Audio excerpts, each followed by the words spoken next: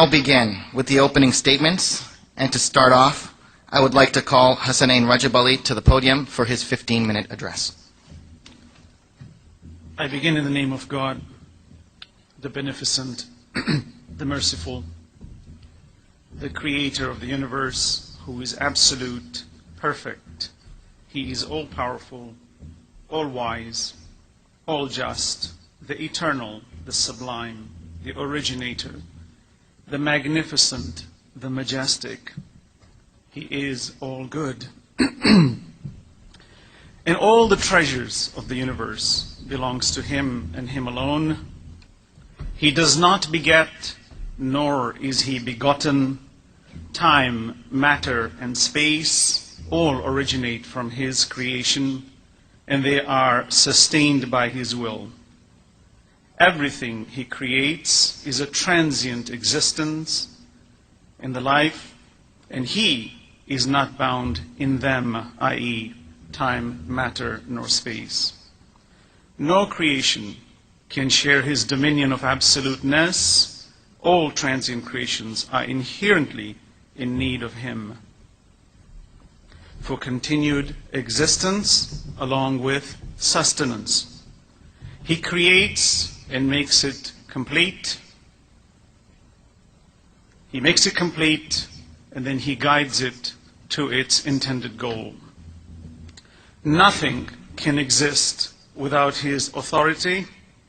He is the cause of all causes, and all that exists is because of his will, and he is needless of any of them. The principle of causality, which is inherently present in the intelligent beings, such as humans, fundamentally declares the truth that all transient effects are in need of a primary cause, which itself must be free of need. The notion of an eternity of causes and effects without a primary cause is essentially absurd, because the collective nature of all those that are in need are always in need, and therefore none of them can come into existence. Meaning that when we have an eternity of causes and effects, the effect is in need of a cause, and therefore it can never start. Let me give an example. Imagine in a military you have soldiers, and each soldier says, in an infinite pattern, looking to the person next to him, says, "I will not start unless you start." And if no one starts as the original cause, you will never have an attack. So the army of soldiers is one example where an infinite cause and effect system simply does not exist, because whatever cause is, therefore, is the effect, and the effect is in need of the cause, and since it is in need of the cause, it can never cause. Science is dependent on the principles of causality, rationally speaking, but that is rational knowledge, and we will discuss that further. As a Muslim, having stated what I have stated now, the axis of the religion of Islam is the uniqueness, the oneness of the Almighty God, who is independent, and all that exists is due to his infinite mercy, meaning my existence and the existence of the universe is as a result of his infinite mercy, which is what we understand, for example, his all goodness. Fundamental in this debate with relations to God is the human being's existence, since we as human beings are the ones discussing the possibilities about God. It is therefore self-evident that we are endowed with intelligence and free will to use our minds and observations to ascertain the truth of any issue. As a believer in Islam, this truth is further clarified and solidified with the understanding that we have been created for a genuine purpose and therefore a genuine goal, which is to be the recipient of the infinite treasures of God, while at the same time, while we are receiving this infinite treasure, there is the elevating of the individual being receiving it through this process of self-introspection and a system of trials. I'll give you an example of how we validate such an escalation of an individual through a system of trials. Let me give you a brief example, and I will elucidate further on it in the subsequent discussion within my time span. If you look at two people who've got $100 million, both of them are rich with the same amount of money. They are both equal in their wealth. One has received his wealth through inheritance. The other was poor and he became a millionaire. Which one would you honor more as a valid individual being who has greater substantive presence? It is the one who is the latter, logically speaking, because that is rational. Why? Because he was poor, he struggled, he suffered, and therefore he became wealthy. He was just not given this wealth freely, but rather he suffered and struggled through the achievement. Therefore, not only did he gain the wealth, but also he gained his own self-preservation and self-escalation of an individual being, which is the ultimate goal of the human being according to the Islamic perspective. Meaning, to give humans paradise directly without putting a trial to them is certainly a possibility with God, but that would belittle the individual who receives it. It is like a child who's been raised with a golden spoon. As a believer in Islam, I say that this is fundamental and rational knowledge, which is what we understand of what is right and what is wrong. Such truth and false, greater and lesser, we have, for example, common rational understandings as such, are all intrinsically built into us before we are born. After we are born, we have it in our system. It is not empirically absorbed. Rather, the empirical observations are a complement to this inborn rational knowledge. All human beings, regardless of what position they hold about their beliefs, possess this knowledge. This intelligence is further enhanced with the endowment of the five senses to capture external surroundings for greater understandings of the purpose of life. Added to these are powers of desire, anger, imaginations, which enable us to proactively participate consciously in our environment socially with the inescapable, inherent realization of a need for morality and goodness. This realization, is evident in all human beings. As a consequence of this reality, we note that it is self-evident that human beings function under the system of trials with principles whereby we examine ourselves and our fellow creations by applying the principles of what is moral and what is not on our affairs as well as our relationships across the entire existence. We judge, we reward, we punish, or we abstain from such actions based on how this trial is perceived and concluded upon.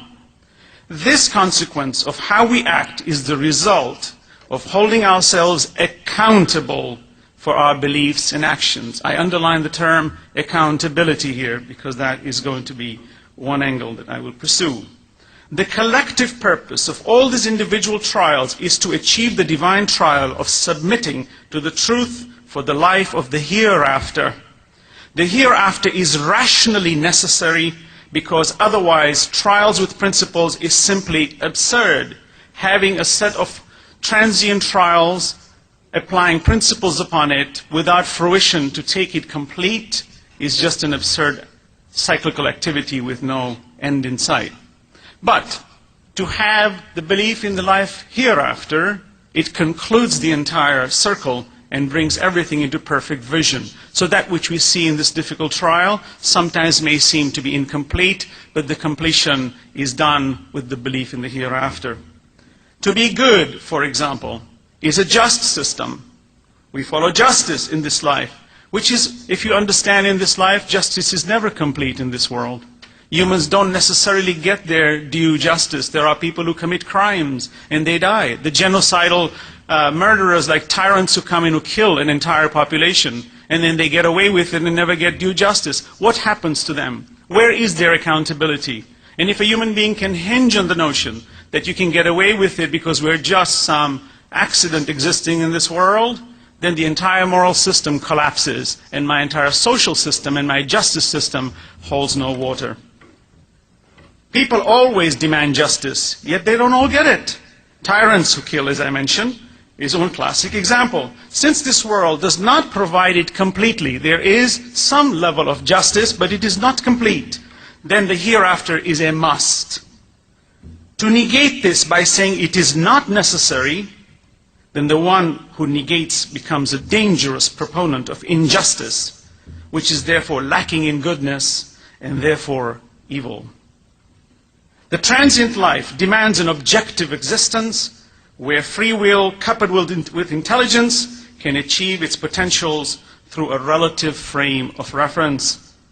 Thus, the necessity of the thesis and the antithesis must coexist for the individual to be tried under the driving force of this system is the truth, and the antithesis, therefore, is the false. Another element of this is the good and the antithesis, which is evil. When we speak of truth, we say false. The another antithesis is the good and the evil. Evil is always lack of good, and therefore always dependent on good. Conversely, good is not dependent on evil. The intelligent being nonetheless is dependent under a trial system to have evil as an effect of the lack of good, to understand and appreciate the good. Similarly, the truth is not dependent on the false. But the lack of truth is essential for the transient intelligent. Falsifiability, for example, which is being used often by those who try to present it to those who believe in God. Sir Karl Popper, who brought this notion of falsifiability, somehow or other, because the empiricist wants to apply this notion of falsifiability to everything in his arguments, has taken an assumption that this litmus test is applicable everywhere. It's not. How do you falsify the following? The whole is always greater than the part. How would you falsify that? And there are many such examples. That means falsifiability is not an entity that can be applied everywhere, and I will discuss that in my rebuttals if I get a chance. Certain truths can be ascertained directly through rational knowledge without false. For example, what I just mentioned. For example, the necessity for this trial to exist, that we all exist under constantly, you need to have evil and good. A teacher giving an exam, the exam can be perfect, but within this exam is evil, because the wrong answers are evil. When a student chooses the wrong answer, he gets punished. When a student chooses the right answer, he gets rewarded. But the exam is perfect. Because to remove the evil out of the system would imply the exam is imperfect. So the trial that we live under is a perfect system, and having the evil coexist with us is part of the perfect design. One might say that how about God interceding? Well, how about the teacher seeing that student putting the wrong answer? Should the teacher jump in and stop the student from putting the wrong answer? One might say, but that's goodness. No, it's not goodness. That's ignorance. That is lack of goodness. That is foolishness, because it negates the purpose of the exam. Though the teacher knows that the student is putting the wrong answer, and knows that the student will not get a good career because of that. But would you dismantle the entire system of education in order to fulfill something which is so haphazardly thought of? Not acceptable. In conclusion, I say my time is up. God does not need to be seen directly. There are many elements of our lives that are seen indirectly. One classic example is love. Love has never been seen, has never been touched, has never been felt. It has always been understood indirectly, yet no one denies the existence of love. Thank you very much.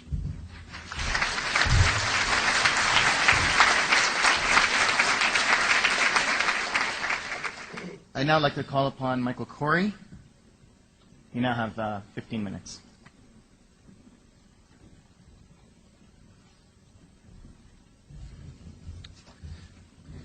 Greetings. It is my great pleasure to be here with you today, and it is such an honor and a privilege to follow Hassanain Rajabali in this debate. I am very much touched by the words that he has spoken. I was touched last night by everything you said personally, and I feel I am with the most wonderful group of people I have ever been around.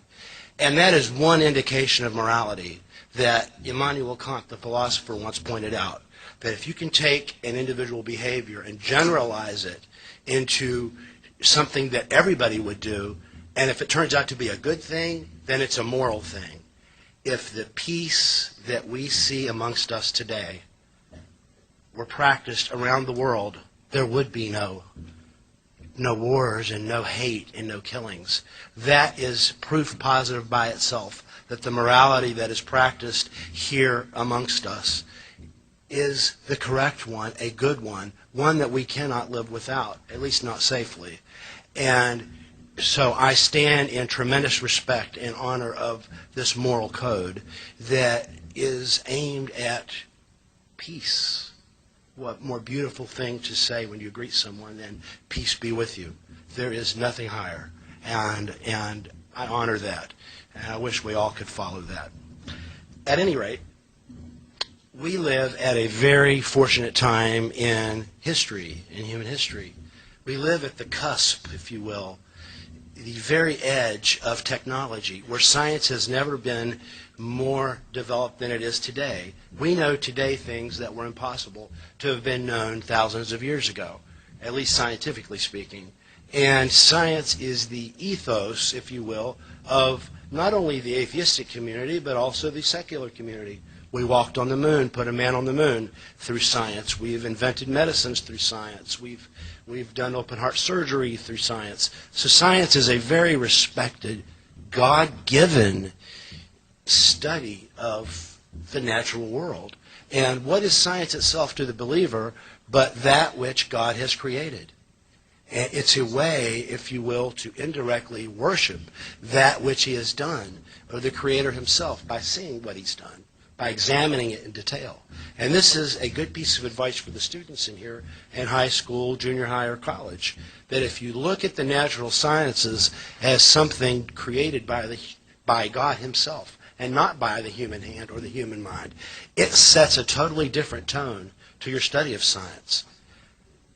What am I getting at here? We have, for the first time in human history, not just evidence of a creator, and that is a common criticism of the monotheistic point of view, and that is that we have an absence of evidence for the existence of a creator, and that we are blind believers, if you will.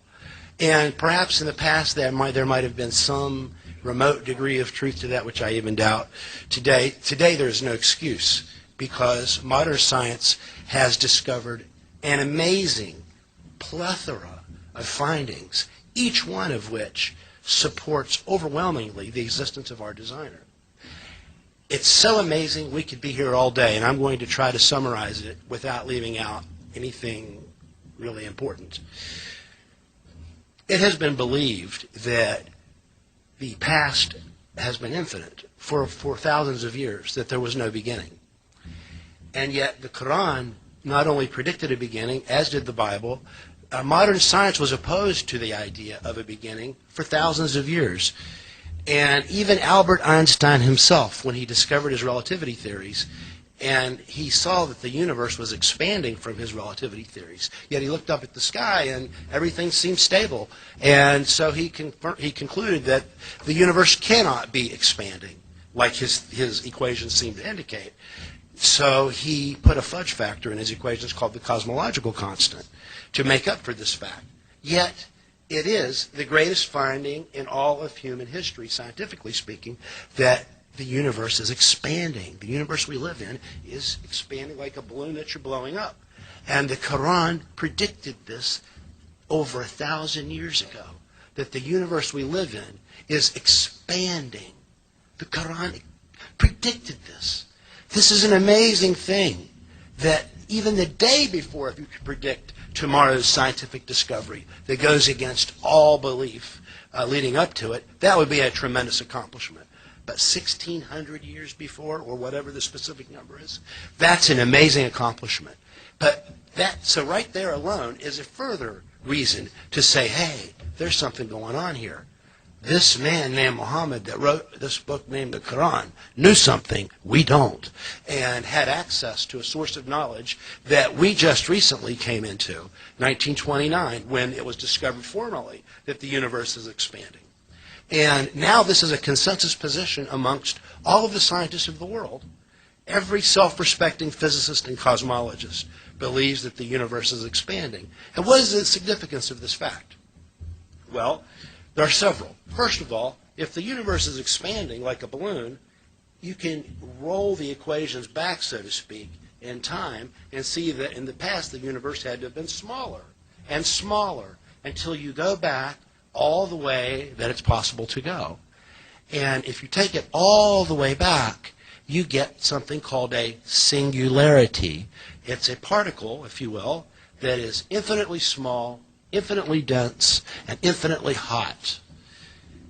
This is something that has been confirmed by modern science to an accuracy of approximately 8 decimal points. So there is no question that the universe began, and that it began with a singularity. But the significant finding here, in addition to this, was made by the physicist in the wheelchair, Stephen Hawking, and also Roger Penrose, both from England. Their principle is called the space-time theorem of general relativity. And what does it tell us? Through math, and math that has been confirmed again to 8 decimal points, so there's no question about the math here, that space, time, and matter all began at the Big Bang, and there was nothing before it. Creation ex nihilo, out of nothing. This has been a basic tenet of our belief for thousands of years, and now modern science has stumbled upon the same fact, creation out of nothing. And the mathematical equations prove that time had to have had a beginning at the Big Bang, as did matter, as did that matter cannot be eternal, and the universe cannot be eternal. And a simple thought experiment can prove that. There could not have been an infinity of moments prior to the present moment. In other words, the past could not have been infinite. Otherwise, we would have never gotten here, and we would not be here today. And therefore, there had to have been a beginning. And that alone is an astonishing realization that further supports our faith. But when you look deeper, the miracles keep coming out at you. So what would we expect if the universe that we live in was in fact designed by an infinitely intelligent power? What would we expect? We would expect to see evidence of that throughout the creation, mathematically and otherwise. And in fact, this is what we observe. And it's an astonishing hypothesis, to be sure. First of all, there were absolutely no mistakes whatsoever on the way to the present day. From the very beginning of the universe, some 15 billion years ago, and remember, God is outside of time, so it's not like he had to wait 15 billion years for us to meet today. For him, there was no time at all. It was instantaneous. This is a wonderful thing by itself. But there are many other implications that emanate from this. Namely, the number one criticism that has been directed towards the monotheistic point of view has been that science is no longer, religion is no longer necessary, particularly monotheistic religions are no longer necessary to explain the universe because the universe is self-organizing, meaning that the atoms and molecules in it build themselves on their own according to the laws of nature that, of course, God himself created. But from an atheistic point of view, these laws are taken as axiomatic. They begin with those laws. And sure, if you begin with an axiomatic set of laws that lead naturally to life, then there would appear to be no need for a creator. But that position is destroyed by the fact that it's question-begging. It begs the question, where did these natural laws come from? And the only place they could conceivably have come from is the hand of God himself. How can I demonstrate this to you? The only way that atheistic or non-theistic scientists have been able to propose that complex life forms could have come into being is through a process called natural selection, that you have self-reproducing beings, and the fittest of those survive, and they leave behind the less fit, and so on, and hence comes complexity slowly over a number of years. Well, the amazing, miraculous discovery of Mr. Hawking, Dr. Hawking, Dr. Penrose, is that the laws of nature did not evolve by natural selection. They did not. They popped into being instantly after the Big Bang, like a number of 10 to the minus 43rd seconds after the Big Bang, which is called Planck's wall, because earlier than that point, our equations cannot go, because it's getting too close to the Creator, and we are forbidden from getting right on top of Him, not just in our minds and spiritually, but also mathematically. It is impossible to go back to the exact moment of the creation. Planck's wall stops us. Our equations stop there. But the universe itself began there, and soon thereafter, when I say soon, I mean a split second, all of the laws of nature popped into being perfectly fine-tuned in a just right Goldilocks manner to support the existence of life. That's where I get the theme for my latest book, The God Hypothesis. This is Goldilocks on the cover, and the subtitle basically gives away my train of thought: Discovering Design in Our Just Right Goldilocks Universe. The amazing discovery that has been put before us is the following: that not only did all of these constants of nature, like, for instance, gravity, the strength of gravity, the speed at which this falls, it could have been different, right? Didn't have to be 9.8 meters a second on the Earth. Could have been different. In the same way, the electrical constant and all the various constants, there's like 24 of them, the strength, the strong nuclear force, the strength of the weak nuclear force, all of these constants could have been altered, could have been different. And had any one of them been different, we would not be here today talking about any of this. This is the amazing finding of secular science, the science that has been used against theism, that our universe is that fine-tuned, that there's no room for error at all.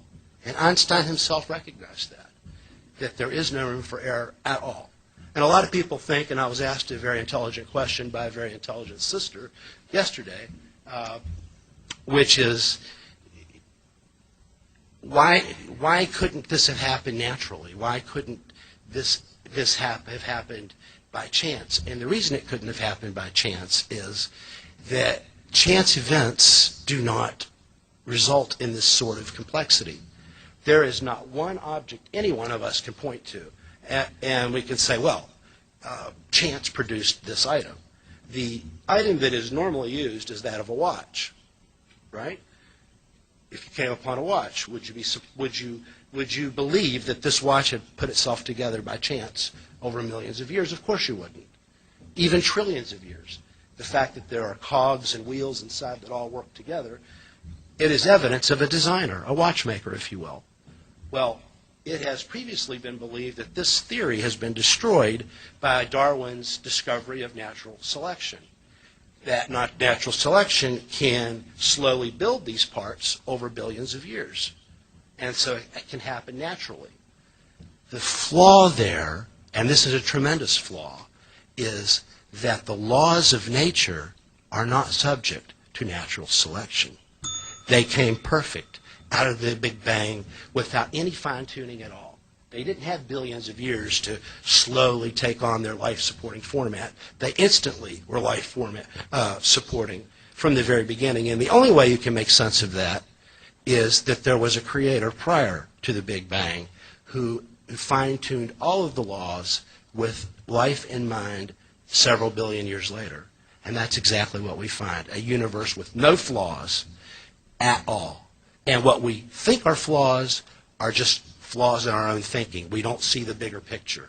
It's like looking at the Mona Lisa and zooming in on a dark spot of the Mona Lisa and saying, this is a flawed picture, look, it's got black in it.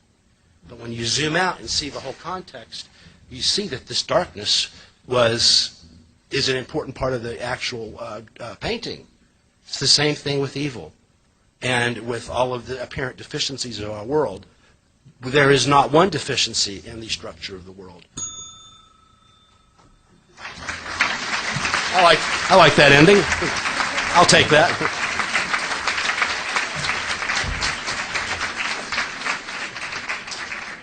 Thank you, Michael. Back. And I now invite Dan Barker to the podium for his 15-minute.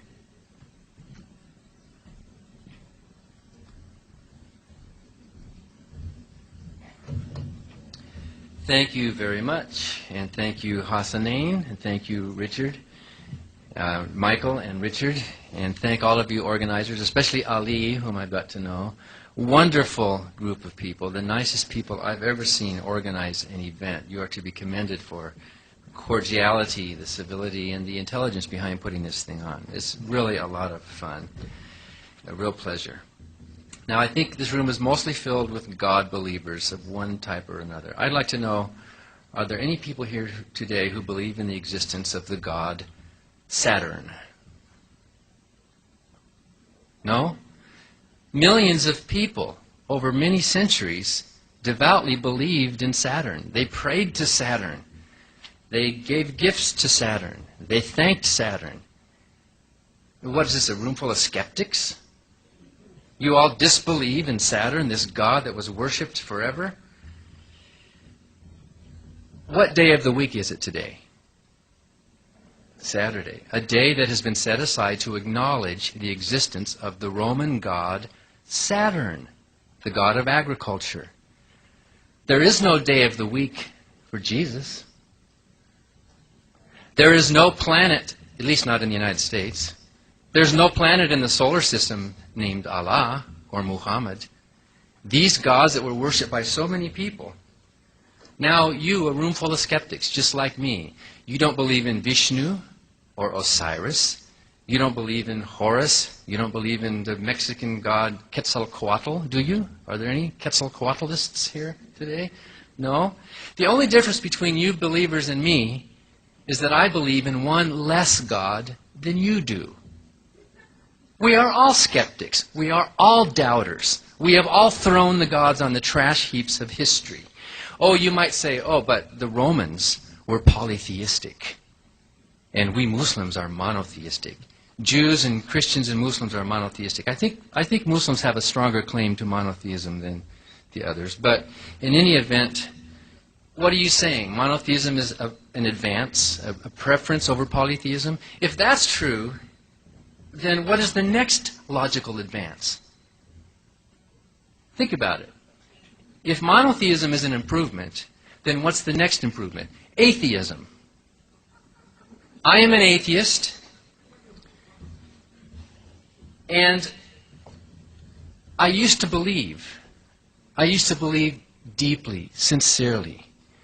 As much as any of you believe in a God and pray for whatever reasons, I believe sincerely. I dedicated my life to Jesus, and I lived the Christian life. I prayed. I saw what I thought were answers to prayer. I had these feelings within me of a peace, of a joy that passes understanding. I spent years as a missionary, living the Christian life, proclaiming that God was real and merciful and just and loving and intelligent. I know what it feels like to believe. It's a wonderful feeling. It's a powerful feeling. To think that you're in communication with the Creator of the universe, it is integrating. It is amazing, and I liked it. And I lived it, and I thought it was tremendous. But I came to a point in my life where I had to decide, do I want to go with what is true or with what I believe? And I can't tell you the whole story. I was like George Bush. I believed that Jesus had changed my life, saved me from whatever his problems were that he needed to be saved from, which I suspect are many. But in any event, I viewed myself as a sinner in need of God's grace. I didn't bring it up here, but I wrote a book called Losing Faith in Faith, From Preacher to Atheist, and where I tell my whole story. Just to summarize it in one sentence, after a few years of study and agonizing philosophical, intellectual examination, I finally realized that there's no evidence or good argument or need for a belief in a God. I threw out all the bath water and I discovered there's no baby there. Now I'm convinced there is no God. You people who believe in God, you are wrong. You Muslims who believe in Allah, you are mistaken. You Christians who believe in Jesus and in the God of the Bible, you are wrong. Why? Well, Michael touched on it a little bit, and there's many reasons, but the bit obvious one is that there is no evidence for a God. I will offer Exhibit A for my position that there is no evidence for a God, and that is this very debate. If there is a God, and if he's real, why are we debating it? Why did so many people come out to ask this question that should have been answered centuries ago? Why? Because there's an insecurity, isn't there? You have to admit, if you really knew God existed, you would not need a faith. You would not need any of these belief systems or rituals. What if scientists were to get together every weekend and hold hands in a circle and bow their heads and sing, "Yes, gravity is real. I know gravity is real. I will have faith. I will be strong. I know that what goes up, up, up must come down, down, down. Amen." You know, what if they did that every weekend? Wouldn't you think they were a bit insecure on the concept? But that's what we see every weekend, Fridays with Muslims, Saturdays with Jews, Sundays with other Christians and that. We see this insecurity being bolstered up.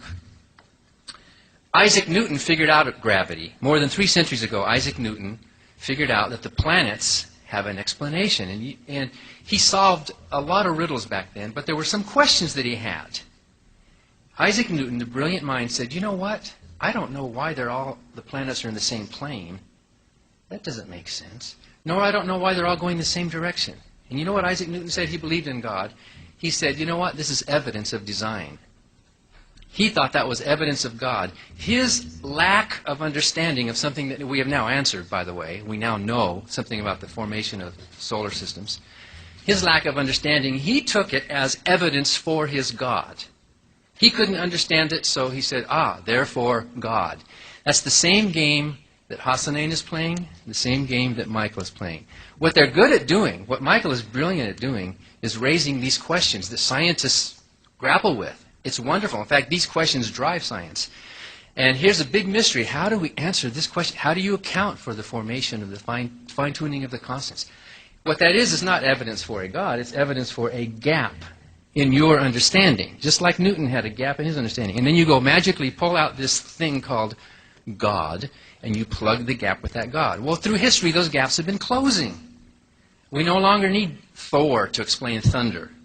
Thor and Zeus are gone. They're dead. No one believes in them anymore. We no longer need Saturn to explain agriculture, or Hera to explain fertility, and so on. Falsifiability is a very good concept, and I think you misunderstand something about falsifiability. Falsifiability does not apply to all statements. No one ever claims it applies to all statements. Falsifiability applies to statements which have at least one referent in the real world. I could make a statement about statements, in which case you couldn't falsify that. But if you have a statement which has at least one referent to it, then it should be falsifiable. All polar bears are white. How do we know if that's true or false? Well, we know because there are statements that you can say about that, which, if true, would make the original statement false. I found a brown polar bear. That statement would falsify your original statement.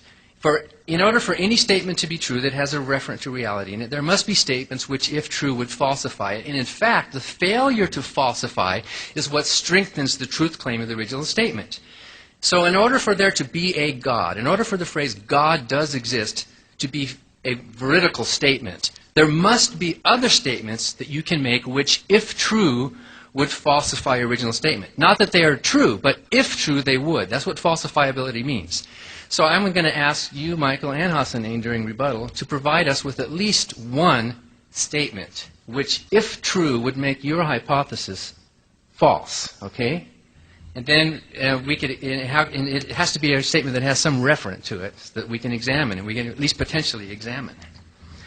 Another reason I reject the God concept is the very definition of God is not coherent. There's about a dozen ways of showing that God's nature has self-contradictory aspects to it. For example, God is defined as a person. A person has an identity, right? In order to have an identity, you have to have limits. I do not have red hair. I was not born in Tehran. There's all sorts of things you can say about me which are not true, which limit who I am. Each one of you has a birthplace, an age, a weight, a height, a story, and it limits who you are. So we're not all the same person. We're different people. We're identities by how we are limited. But God is always defined as a limitless being. If you have no limits, you have no identity. And if you have no identity, you do not exist. Another point, God is always defined as an immaterial being. How can you be an immaterial being? All of our experience shows us that a being must have some kind of a physical housing, a body, an organism, or maybe a computer, but something physical that houses that software. Thomas Jefferson said, to talk of immaterial beings is to talk of nothing. If God has no physical body and no physical manifestation, how can he possibly exist? We're not talking about a coherent thing, it's just a concept in our mind. Another problem of coherency is if you are a person with free will, that means you can make choices. I have the ability to choose this or that, right? Coffee or tea or whatever. Worship on Friday or Saturday, whatever. I can choose that, and before that date comes, I can make that choice. But if you know the future, you do not have that freedom. If you know the future set of facts is fixed and cannot be changed, so you are totally a slave to what that future set of facts is. You do not have freedom to make a decision. So if God is defined as a being who knows everything and who is also a person with free will, then that God not only cannot exist, that God does not exist. Another argument in favor of atheism is that when you talk about the word God, you find no agreement among believers. You find, even among Christians, you don't find an agreement about the nature of this God or about the morality of this God. Michael says that God had a son. Hassanain said, and you heard him before, God neither begets nor is begotten. He has no son. God is a unity, a tawhid, right? Michael says that God got a woman pregnant. How many of you think that is an abhorrent idea? Did God get a woman pregnant? Yet here's a theist telling us God got a woman pregnant, the Virgin Mary. Hassanain says that's heresy. God does not get a woman pregnant. That is heretical to your thinking. And their respective historical traditions have fought holy wars over things like that. You know about the Crusades. Both sides in the Crusades called the other side infidels. Saladin called Richard the Lionhearted an infidel, and so did Richard call Saladin. You are horrible, you have the wrong heresy. Listen, we atheists are supposed to be impressed with that. We see all this fighting, all this division, all these different denominations, and every one of them can prove that they're right and the others are wrong. They don't all kill each other, of course, but there are these fights going on. We're supposed to be won over to this position of this God when you can't even coherently define or agree on the definition of this thing? I'm glad that we live in a country, by the way, that has a First Amendment. Not only does it protect us unbelievers from the believers, but it protects the believers from each other, On moral issues, you do not find agreement on moral issues, not within Christianity or between Christianity and Islam. You name any crucial social moral issue, you name it.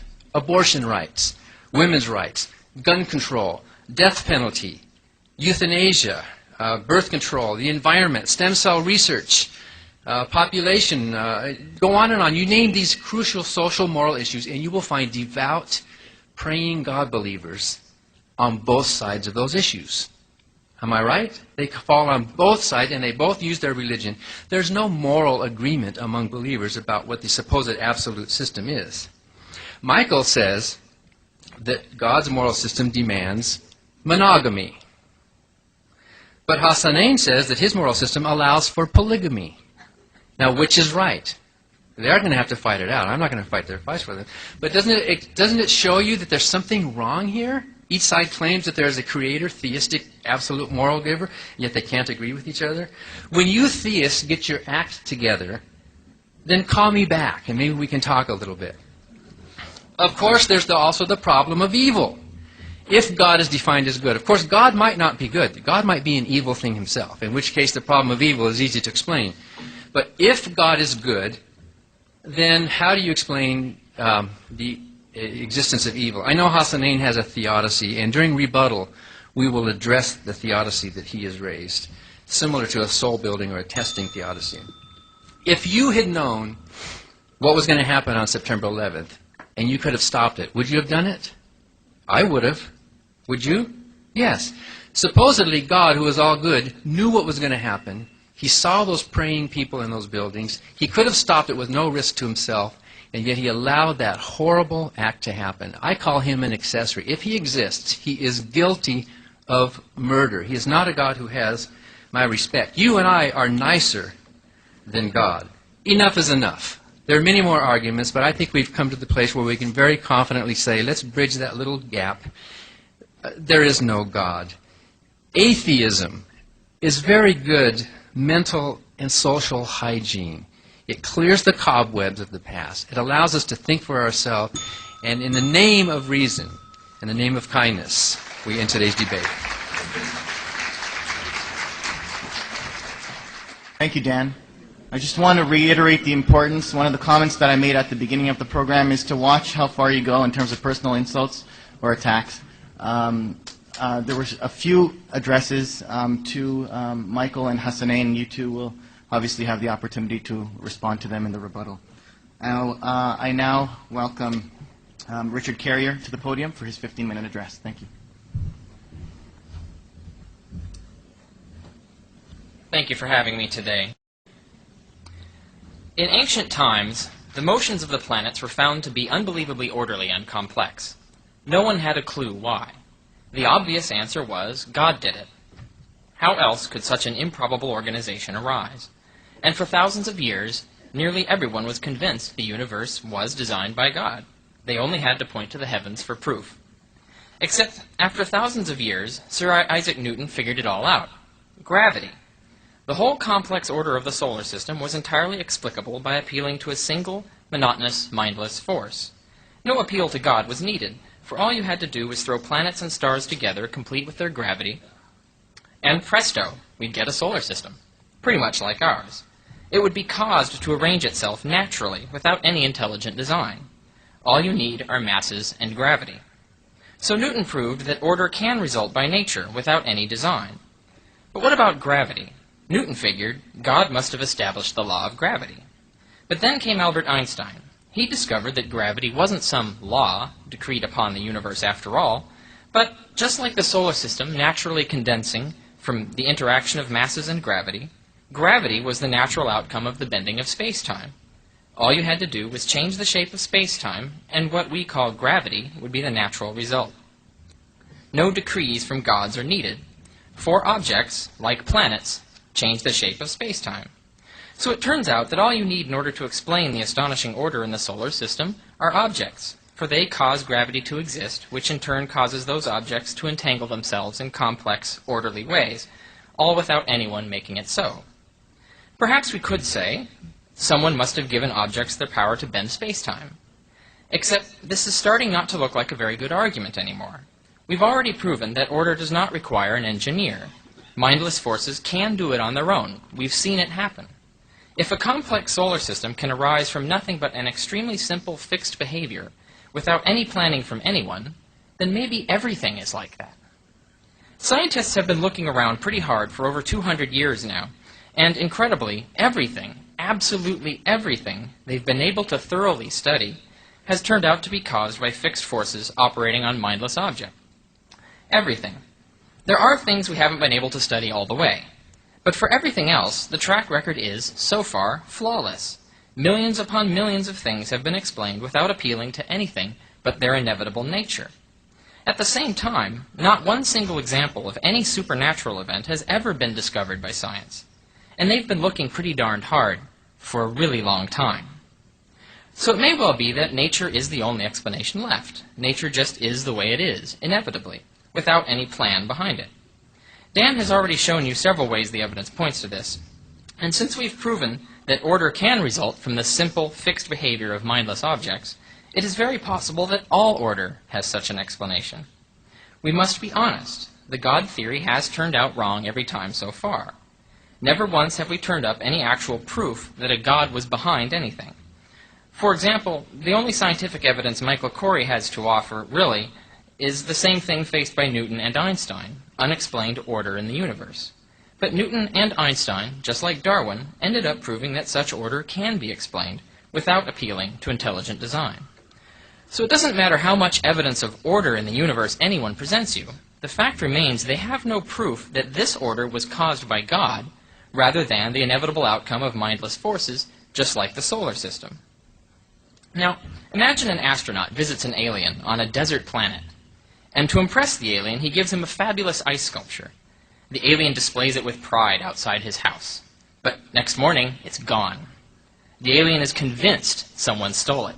How else could it have vanished like that?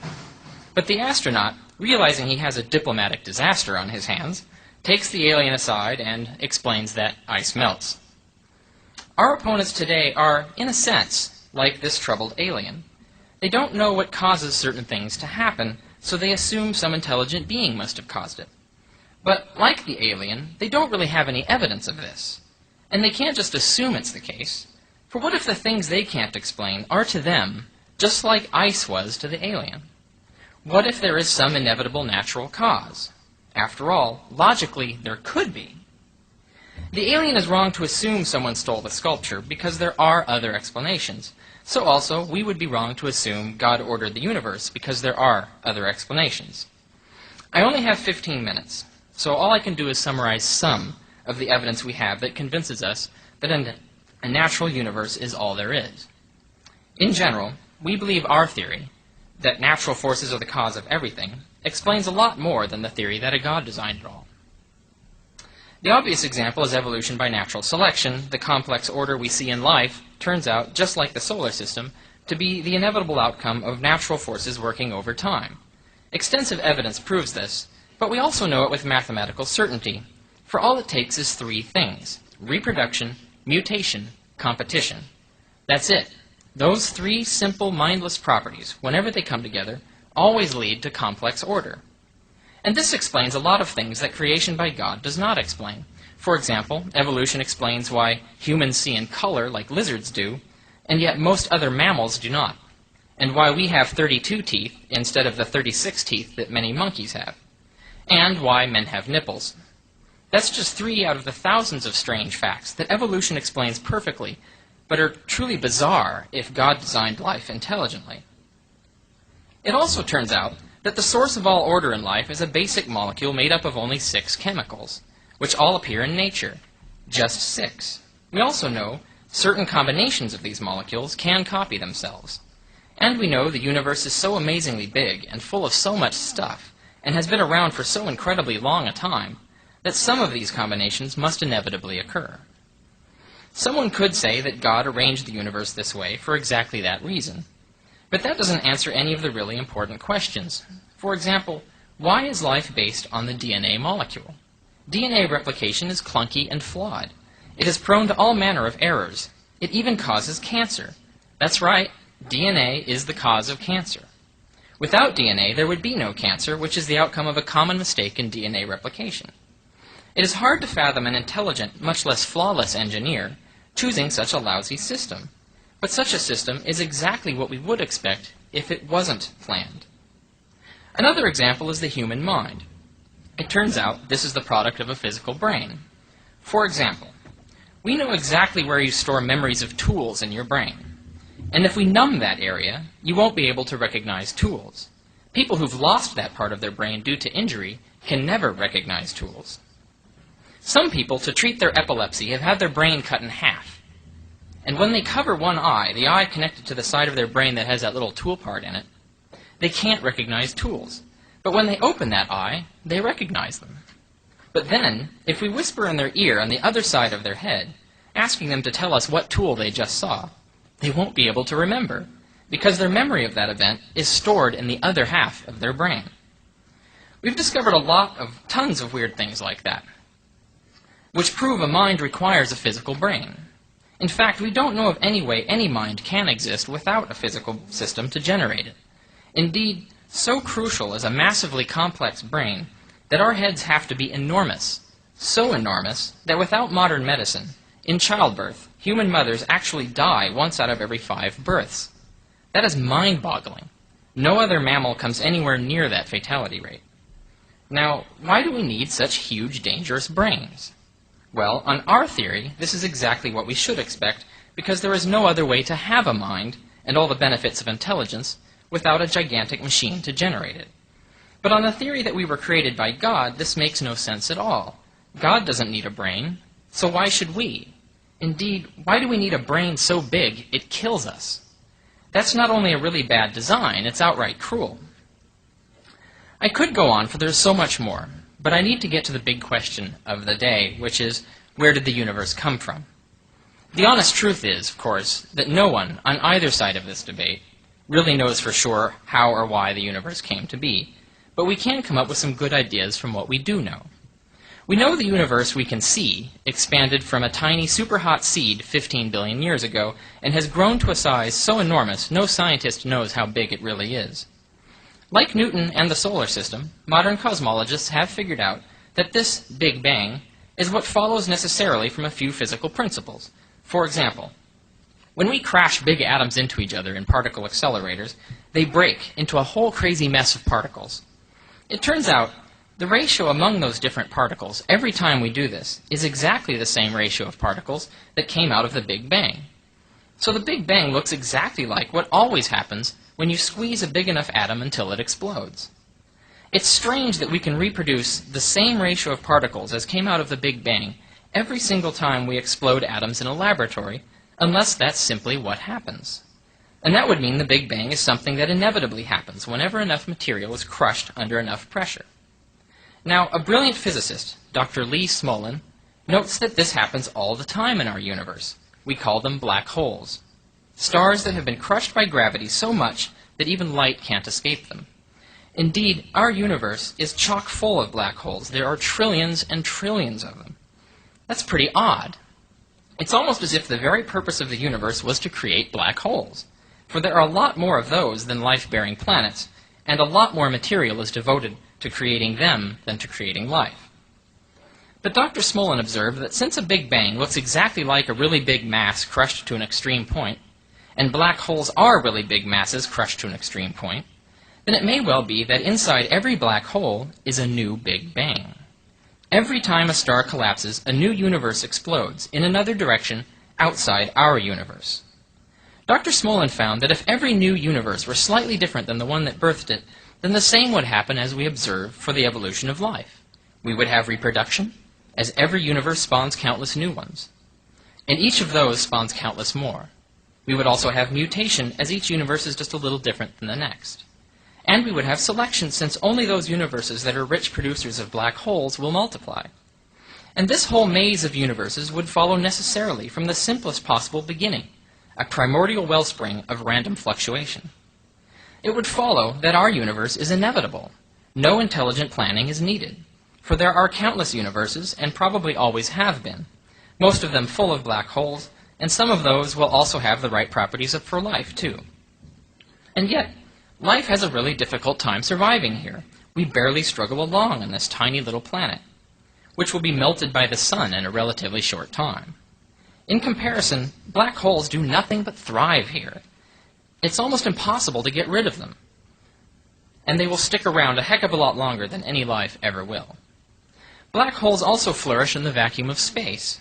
And this universe is almost entirely a vacuum. In contrast, this most common medium in the universe kills us. Clearly, we are not made for this universe at all. But black holes, they're right at home. So the fact that we observe ourselves to be in a universe that seems tailor-made to produce black holes, even more than for producing life, makes complete sense on this theory, but little sense on the theory that God designed the universe for us instead of black holes. Which brings me back to my original point. We have never found a single example of a proven case of a God causing anything, much less any fine-tuning of the universe. But we have found a system that produces very amazing fine-tuning without any intelligence behind it. Evolution by natural selection. Smolin's theory operates the same way, and therefore relies on a known precedent, unlike the God hypothesis. We also know black holes produce conditions resembling a Big Bang, and we know quantum effects can produce random variation, and we know a new envelope of space-time can grow within a black hole where we can't see it. So Smolin's theory follows known science, and there is no evidence against it. In conclusion, both sides of this debate can explain all the order in the universe. They propose to explain everything by saying a complex God just happens to exist, with all these convenient and amazing properties. We propose that if some complex thing can just happen to exist like that, then it may as well be the only thing we've actually seen, the natural world, of which our universe is but a tiny part. And I've shown you a lot of evidence that supports our theory, and there's tons more. Yet there is no comparable evidence that supports the God hypothesis, as Dan has also shown you. So we believe our theory is most probably true. God does not exist. Thank you very much for having me. It's now time for the rebuttal. Each speaker will be given 7 minutes for their presentation. I now invite Dan Barker to the podium. Richard Carrier already did a real good job of rebutting Michael's fine-tuning argument. And in case you didn't connect the dots, if it's true that those initial constants could have been different from what they are, although how different could they have been? If that's true, and if it's also true that we live in some kind of a multiverse, and Richard gave a wonderful example of Smolin's multiverse, black hole. There are others. There's Alan Guth's inflationary universe where we're in a huge champagne bubble of pockets, and there are other types of multiverses. If it's true, that means there are billions and trillions and maybe an infinite number of attempts at rolling those dice. And obviously, if probability is one number divided by another, if there are enough attempts at rolling those dice, then you are going to get some universes that appear to be perfectly fine-tuned for our kind of life. There may be other universes where a different kind of life has come from it. So the multiverse effectively answers Michael's fine-tuning argument. Hassanain talked about life being a trial and a test. What if the teacher said, Friday we're going to have a test? What's it on? I'm not telling you. What should we prepare for? I'm not telling you. Oh, well, teach us something. I'm not going to teach you anything. We're just going to have a test Friday. It could be on basketball. It could be on physics. It could be on fashion. Who knows? So you show up for this test. What am I supposed to do, you know? Hassanain thinks that God creates perfection. God does not make mistakes. He created a perfect test. But think about the flaw in this, Hassanain. Those of us who take the test and fail, I presume you think we atheists have failed it, okay? Those of us who take the test and fail, maybe we're going to go to hell or whatever, or oblivion. We fail the test. Why? Because of some flaw in our nature. Those who don't pass the test have something wrong with them, don't they? Those who do pass the test, who get to go to heaven, they're good. There's something right about them, blessed people. But those of us who fail, there's something wrong in our choice. We made the wrong choice. We goofed. We failed. Where did that flaw in our human nature come from? Who created me? If I was created with a flaw that led me to or caused me to make the wrong choice, who's responsible for that? God created Eve. Did God create perfection? Well, if Eve sinned, where did that sin and that flaw come from? Obviously, Eve's creator and my creator, if there is such a thing, is an imperfect being. To create a being who would be flawed enough to fail such a test. God is responsible for the failed tests. All this talk about supposed design in the universe is kind of like the guy who's scratching his head wondering, how in the world did they get all those rivers to flow right along the state boundaries? How did they do that? Imagine the massive feat of engineering and construction and the expense that they make those rivers. They're right exactly on the boundaries. How did they do that? And it's kind of a backwards thinking. You observe what you think is design in nature, and then you say, how did that happen? When obviously it's the other way around. We impose what we think is a design on nature after the fact. If this universe had not produced life, we would not be standing here talking about that universe. Hassanain mentioned basically the impossibility of an actual infinity, and I think even Michael said something about that. But an easy rebuttal to that is to think about the mind of God. Suppose God exists. He has this mind and he's deciding something. And there's a time or a state of being before which he decides to create the world. And then there's a time or state of being after which he decides to create the world. In the mind of God, there's also a chain of cause and effect, isn't there? God didn't just create the universe and say, oh, look what I did. I better decide to do that now. Did he? Didn't he have a logical process in the mind? One follows the next and the next. So according to this example, according to this argument that Hassanain and others make, if an actual infinity cannot exist in reality, and if God's mind is functioning on cause and effect, then God himself must have had a first cause. God himself in his mind must have had a first effect. Therefore, God himself needs a God. We atheists prefer to say, to stick with what we do know rather than needlessly invent a mystery which just answers another mystery, which means it answers nothing. Michael said that God is outside of time. How in the world can you be outside of time and function? How can a logical, orderly, cause and effect mind work if there is no time? The whole idea of making a decision implies temporality. Your God is defined in terms of doing this, thinking that, deciding that, liking this, hating this. You can't make those decisions unless there is some temporality. And Michael agrees that space, energy, and Hassanain agrees that even time came into existence at the Big Bang.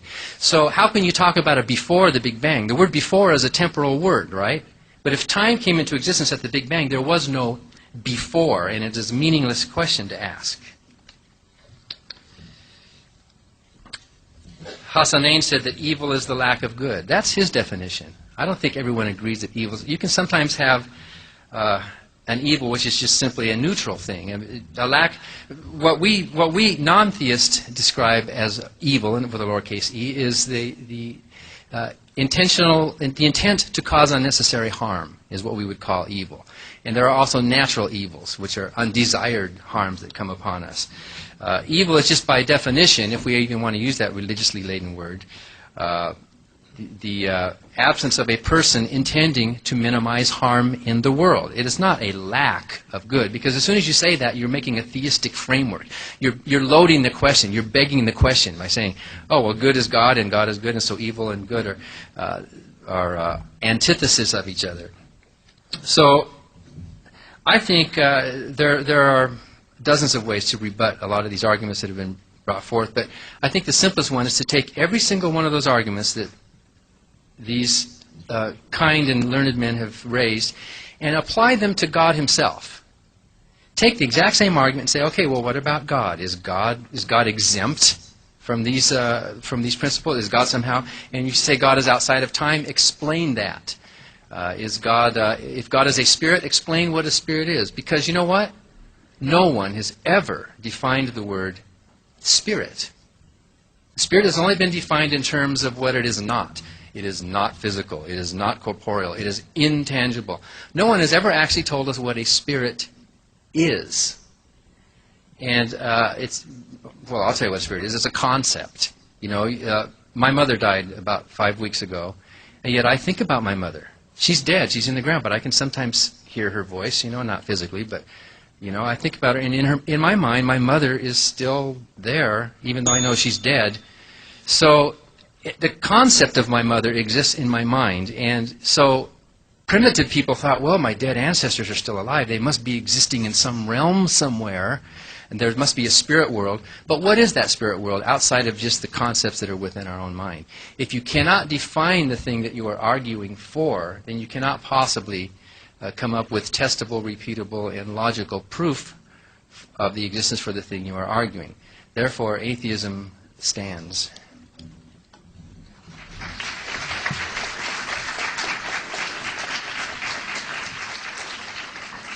All right, thank you, Dan. I now invite Richard Carrier to the podium.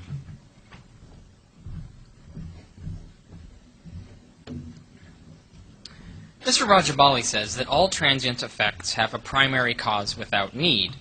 He theorizes that this primary cause is an amazingly complex being, complete with a mind, knowledge, intelligence, moral values and desires, and amazingly convenient powers.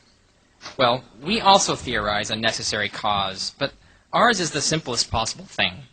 A sea of random potential, for example. A chaos, if you will, which will inevitably form pools of order as one of the random possibilities. And by random chance, some of those will have simple laws producing black holes, which will produce more universes, and over time, since universes that are more complex produce more black holes and thus more universes, then eventually, necessarily, our universe will inevitably result, among trillions of others. And this is what Smolin's theory is all about. And we have proven the fundamental underlying reality is a quantum sea of random potential, so this is based on known science. As a brief aside, Mr. Corey says there are no imperfections in creation, only imperfections in us that cause us to see the world incorrectly. But isn't this self-refuting? We are a part of the universe. If we are imperfect or have imperfect abilities, then creation itself is imperfect. Now, Mr. Corey also says that science is a respectable authority, so I hope he will respect the fact that scientists no longer believe that time began with the Big Bang. I have here Scientific American, the latest issue. The time before time, the Big Bang might not have been the beginning. This is the cover article in a mainstream scientific popular journal. So, and this is based on the fact that the belief that time began with the Big Bang was based on the idea of a singularity. But a singularity is impossible in quantum mechanics. And in fact, the two leading theories for uniting quantum mechanics and relativity entail that something probably pre-existed the Big Bang. Time, space, energy all existed in some form, just like in Dr. Smolin's theory. Now, this is not proven yet, but scientists are now doubting that the original Big Bang theory is true and do believe that it's very possible that something preceded it. Now, on this question of a trial, what should really matter is our free choice to love God or not. Any free choice to love or not to love, to be a responsible choice, must be an informed choice. This means God is obligated to give us all the facts necessary to decide whether he is worthy of being loved. And to do that, we have to know which God exists and which gods don't, and what his character is, and we can only judge his character from the deeds he performs. Just as it would make no sense to expect me to decide whether to love a woman I had no clear knowledge of, so it makes no sense to expect me to decide whether to love a God I had no clear knowledge of. And this brings me to a more important issue. Mr. Rajabali said that moral foundations come from God. Well, we disagree, and I'll tell you something about what we do believe. Compassion and integrity are the fundamentals of our moral view. We cultivate those virtues in ourselves because we are conscious social animals for whom it is easier to achieve happiness if we have a strong sense of empathy and self-respect, and live in harmony with our fellow humans and within our own hearts. Because living the virtuous life is always more rewarding in the long run, it secures fonder and stronger friendships, results in fewer disappointments, avoids more harm, and leads to feeling better about yourself and life in general. So every individual has ample motive to be moral, as soon as they realize it's the best thing for them, as good as exercise, nutrition, education, and every other difficult but rewarding thing we do that makes our lives better. And this is to be expected on our view. Unlike most other life forms on this planet, we evolved as social animals, developing the capacity for moral sentiment precisely because a moral society is more capable of long-term success. Civilization would be a mess without it. The more who deviate from our normal, healthy state as moral animals, the more troubled society becomes, and the more troubled our own lives become. So moral individuals are the necessary ingredient for personal happiness and social harmony. And social harmony is, in turn, a necessary condition for everyone's peace, happiness, and prosperity. And so we observe. Nations with a large supply of compassionate, honest people are always the best of places, with less crime and more social justice. They are more peaceful, beautiful, healthy, stable. But nations with a dwindling supply of good people are the worst of places, crime-ridden and corrupt.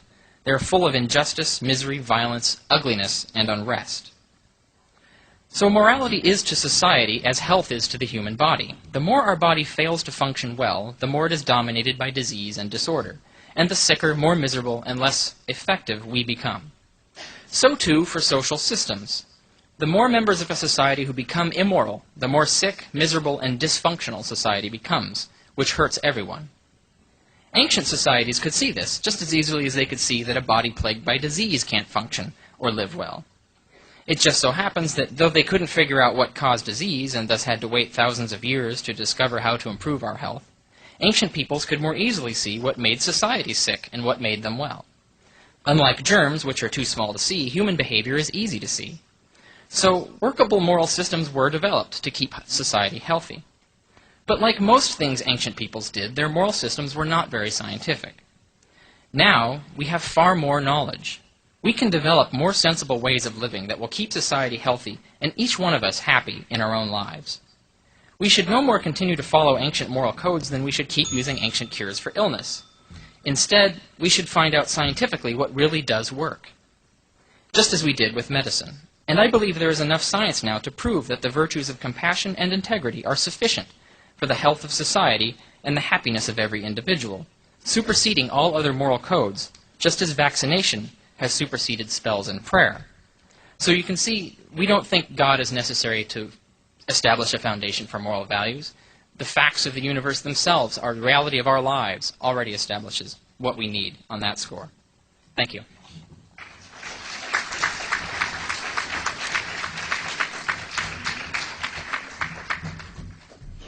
Thank you, Richard. I now call upon Hassanain to the podium, please.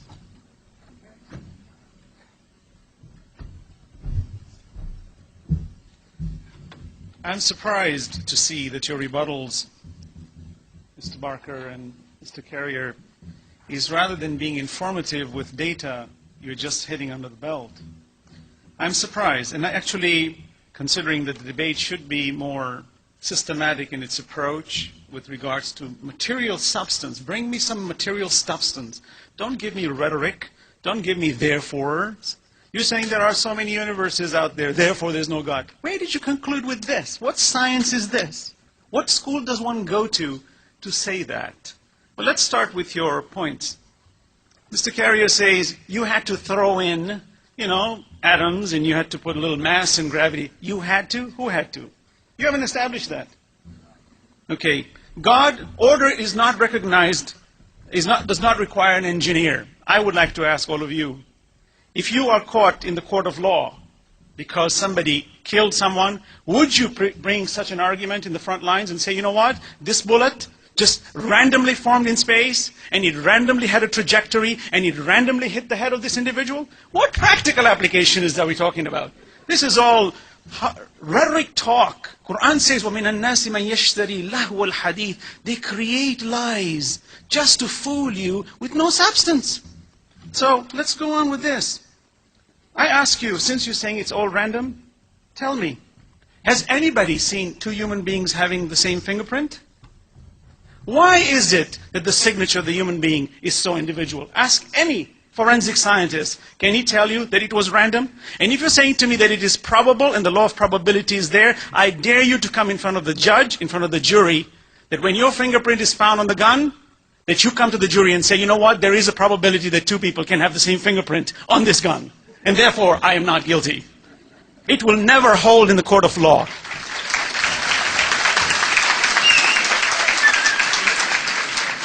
I will ask that you keep your clapping and your cheering for the I find your rebuttals to be very misquoting, and this is probably the reason why. When you don't have accountability, you strike under the belt. For example, Mr. Barker comes and says, Mr. Corey is a Christian and he believes in that. Mr. Rajabali is... Are you being schismatic?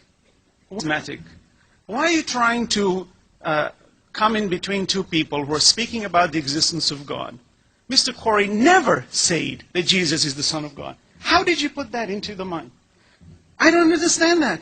I mean, I'm just doing the rebuttal on you because I find that and I remember in the first debate, you kept on saying ad hominem, ad hominem, ad hominem. Who's the ad hominem here? You're just attacking unnecessarily, Mr. Barker. And I think maybe it's because you're just angry. Somebody came to me today just now, she says, could you have this program without prayers? I said, why? She says, it bothers me. I said, then you're not a free thinker. She says, I'm an atheist. I said, as an atheist, you should be willing to accept anything. It's individualism. If a person wants to pray, how does it bother you? Come on. That's the key to the morality. that a human being comes and brings us all these kinds of stories that two religions don't agree with each other, therefore they're both wrong. You find me two atheists who agree on everything. Therefore they're all wrong then. Do we use that argument? Come on, let's be scientific about this. And here's the question, that if a person does not have accountability to his morality, and we just speak of some spurious goodness for the sake of goodness, then I should be evil for the sake of evil. Who's there to account me for? Who? What morality are we talking about?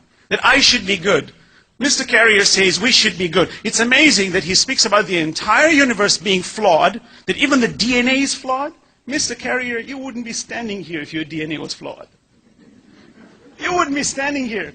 That the perfection by which you stood up here to speak and to articulate, if that DNA, which allows 0.04% of variance, did not allow you to be where you are, for you to come and say this is all silly, but we need to be moral and good. Because it's good for the society. But the whole system is flawed. You see, when you don't take the value of the great gift of your own existence and you belittle it, you become the antithesis of your own existence. That you deny everything, that every great gift of God just becomes some biological, primordial soup, trashy, use improbabilities. Oh, this just happened accidentally. Oh, this is not. We're just carbon-based computers. We don't have any spirit in us. Your mother died. You're still remembering us. What left her? The physical reality is still there. Her heart was still there. Her body was still there. All the physical aspects were there. What left her? If it's not the spirit. And I say that you bring about all these issues of morality. I ask you, you asked me about the question with regards to falsifiability. I tell you, the pages in this book are part of the book. And therefore I tell you that the pages are less than the whole. Disprove it. Okay, so I'm saying to you that the whole is greater than the part, and I'm giving you evidence. Disprove it. If those two things weighed the same, that would disprove it. I never said weight. You're putting the weight. I never asked you for weight. Who said weight? In science, I don't have to use weight. I can use quantity. I do not need to quantify it on the basis of any weight or gravitational force. I'm telling you a notion. That the whole is greater than the part. Disprove it, please.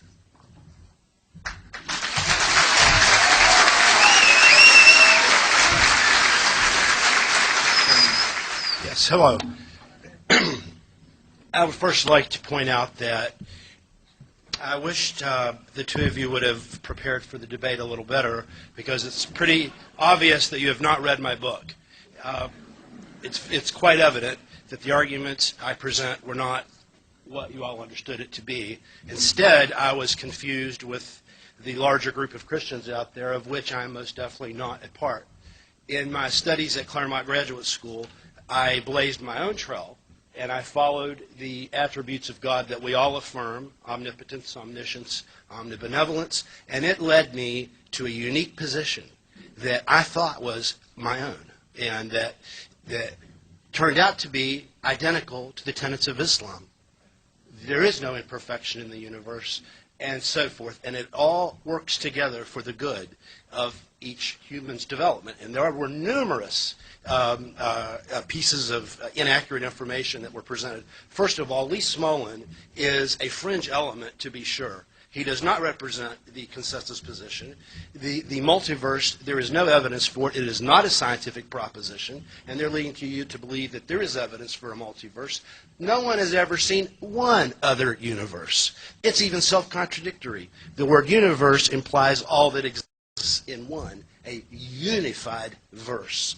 So if there were multiple universes, they would all be subsumed under one universe. And so if they have to go to the point of postulating an infinite number of universes just to explain the existence of our own perfectly fine-tuned one, not only does that violate Occam's razor in an infinite degree, and what is Occam's razor? That says that the simplest explanation is usually the truthful one. That's been true more often than not in the history of science. To postulate an infinity of universes to explain our own, just to get rid of a designer, is a little desperate, and to me seems frankly bizarre and not in conjunction with any of the known facts. I mean, if we're going to talk science, let's talk science and not just blind accusations. The leading atheist of the age recently passed away, or former atheist rather, Sir Fred Hoyle. He's an astronomer from England.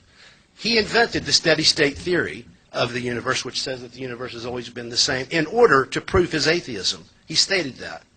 However, when he looked into the process by which carbon in our bodies is made inside of stars, he was astonished. He was overwhelmed. He could not believe that such a series of coincidences, in quotation marks, could have possibly happened by chance. Listen to this incredible quotation from a former atheist who, once he found out the information inside of stars of how carbon is made, he instantly converted. Instantly. He says, if you wanted to produce carbon and oxygen in roughly equal quantities by stellar nucleosynthesis, these are the two levels you would have to fix, and your fixing would have to be just about where these levels are actually found to be. Would you not say to yourself, some super calculating intellect must have designed the properties of the carbon atom? Otherwise, the chances of my finding such an atom through the blind forces of nature would be utterly minuscule. Of course you would. A common sense interpretation of the facts suggests that a super intellect has monkeyed with physics as well as chemistry and biology, and that there are no blind forces worth speaking about in nature. The numbers one calculates from the facts seem to me so overwhelming as to put this conclusion almost beyond question. So what are the odds? They've been calculated by a secular astrophysicist, Roger Penrose, in England. The odds for our universe to have happened by chance are an astonishing 10 to the 120th power. These are the statistics that have been independently calculated, not by a theist, or trying to prove a theistic premise, but just trying to be accurate mathematically. This number is so large that if we had a piece of paper the size of the whole visible universe, you could not write down that number. It's so big. Are you willing to bet your souls, your lives, your minds, your future on odds that are so ridiculously remote that they're laughable? Impossibility in statistics comes when you get a figure of 10 to the minus 40, or 10 to the 40, 1 in 10 to the 40. This is 1 in 10 to the 10 to the 120. There's not this many particles in the entire cosmos. And we're talking about a mere 15 billion years here. You couldn't get the organization of anything in a mere 15 billion years. This has been proven beyond any doubt. The Worcester Institute and so forth. Mathematically, it was decided a long time ago that evolution on its own could never account for, or should I say non-atheistic evolution, could never account for life the way we have it. And they were talking about natural selection. They must not have read the facts. The facts speak very clearly that intelligence is not the product of natural selection. For the very reason they cited, that intelligence requires a large head. And if it got any larger, people die in the process of childbirth, right? And so there is definitely a limit to the size of the human brain, okay? So if natural selection were going to be working, it would be selecting people with smaller brains, not bigger ones. And this is not my idea. This is an independent idea by a non-theistic evolutionist, I might add. And not only that, since they know that intelligence cannot arise by natural selection, they do not believe, and when I say they, I'm referring to the atheistic evolutionists out there, that they do not believe that intelligence exists anywhere else in the entire cosmos. Amazing for non-theistic evolutionists to believe that. I will conclude by saying that the burden of proof is now upon our two atheists here seated before you. Why? We have an outstanding explanation for our current universe that they have not addressed whatsoever, whether it be the fine-tuning of the constants, whether it be, for instance, the denial of a singularity is ridiculous. The article they presented in Scientific American, very predictable. That, again, is a fringe element and has no place in a scientific presentation of the evidence. Why? Because singularities are everywhere. They're at the center of every black hole in the cosmos. So no one's questioning the existence of black holes.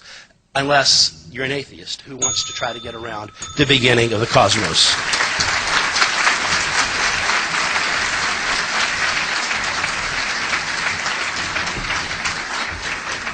And before anybody goes quoting me, I would prefer that they would read my material first.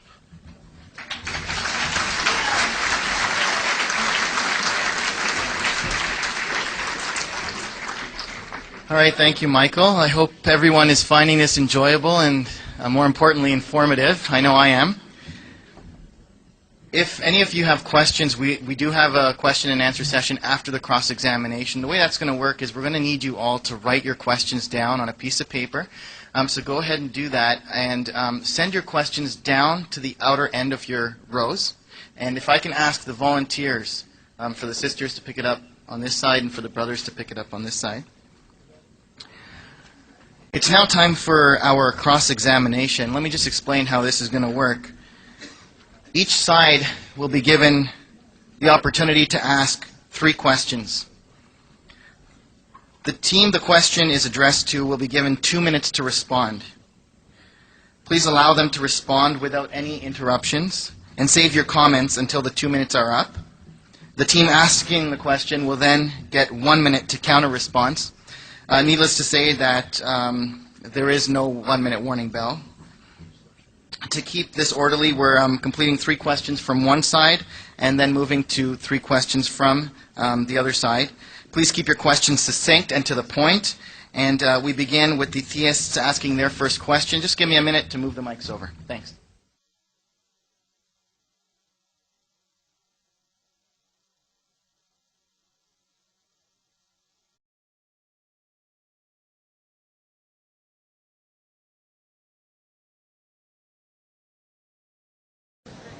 All right, I hope you guys have had a chance to write your questions and send them along.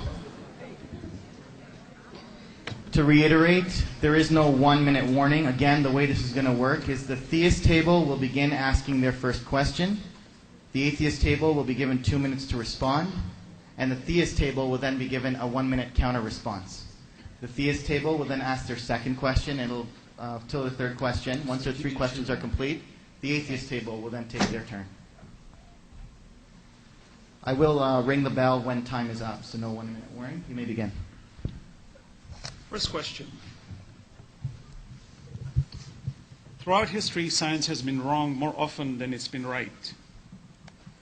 Your stipulation, Mr. Barker, is the fact that since the God of the gaps has been wrong, how do you answer the question that science has also often given the science of the gaps? Does it mean, therefore, that science is now nullified?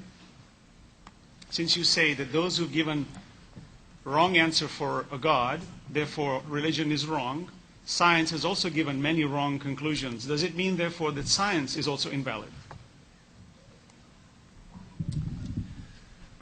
The way that science learns that it is wrong is by science.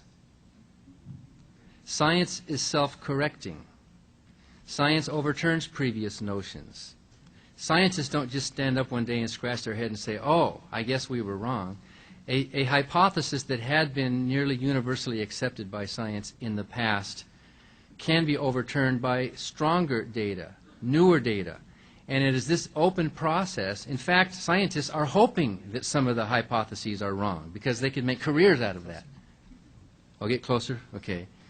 So, contrary to your assertion, Hassanain, the willingness of scientists to admit mistakes and in some cases the glee of scientists to move on from a previously erroneous conclusion to based on stronger data is actually a testament in favor of the success of science. Science obtains knowledge by limiting.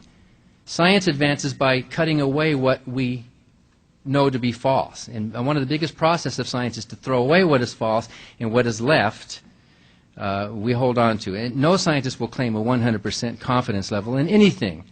But we get to a level of 95, 97, 98, whatever, and we get to the place where scientists are now confident enough to say we are going with this as a fact. However, every scientist is open to changing their mind. So, no, the fact that scientists have been proved wrong in the past is a complement to science. It is a strengthening factor of science. It is in praise of science, and I thank you for praising science. 1 minute, time response. So you do agree then that since science is in constant flux, it is not stable. It is in constant change. That means all your postulations today could all be totally wrong. And if that is the case, how do you propose the idea of you being so firm with the notion that God doesn't exist?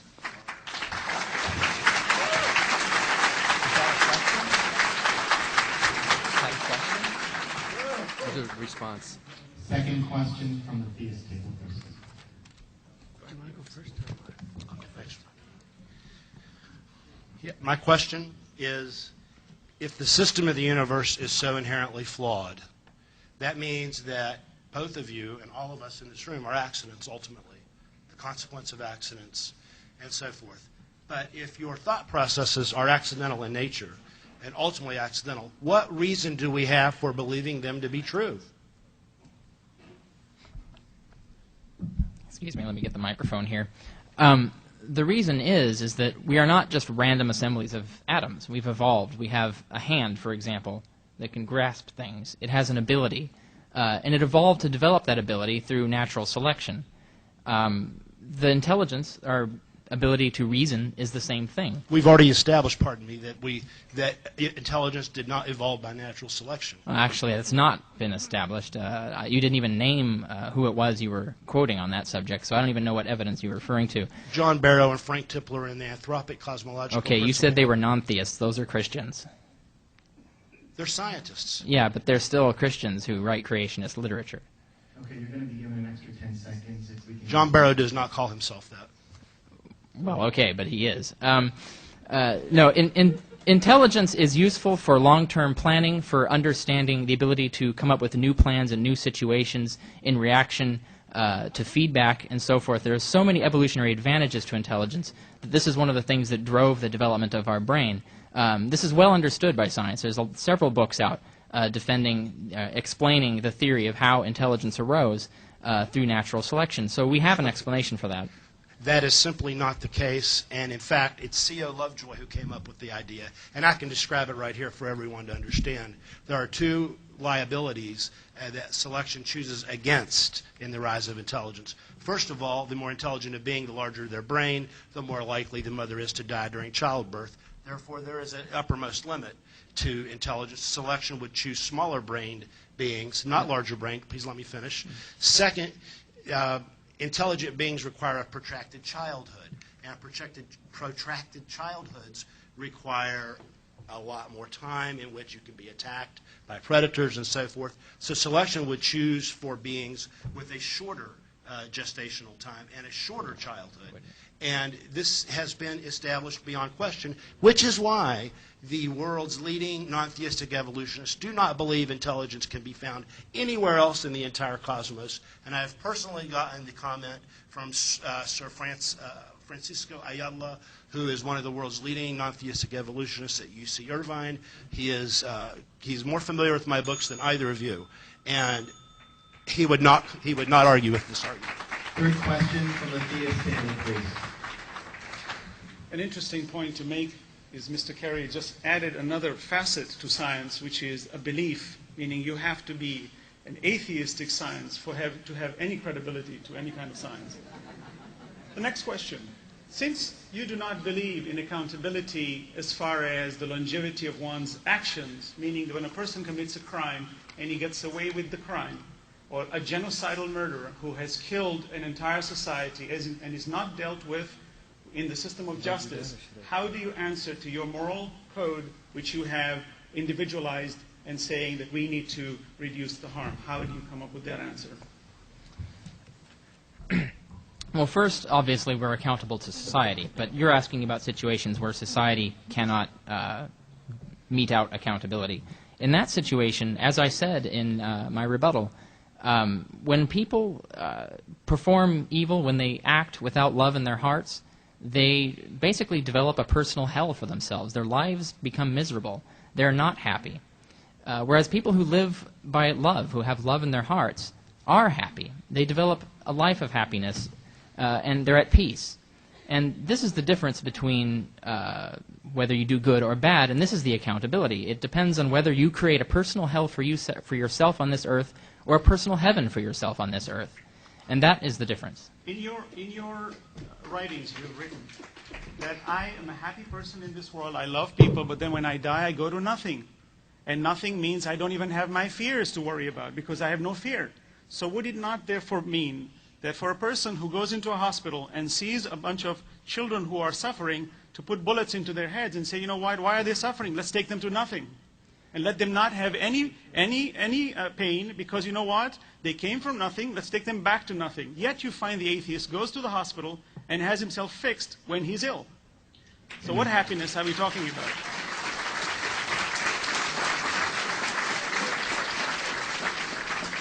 We now have the first question from the atheist table, please.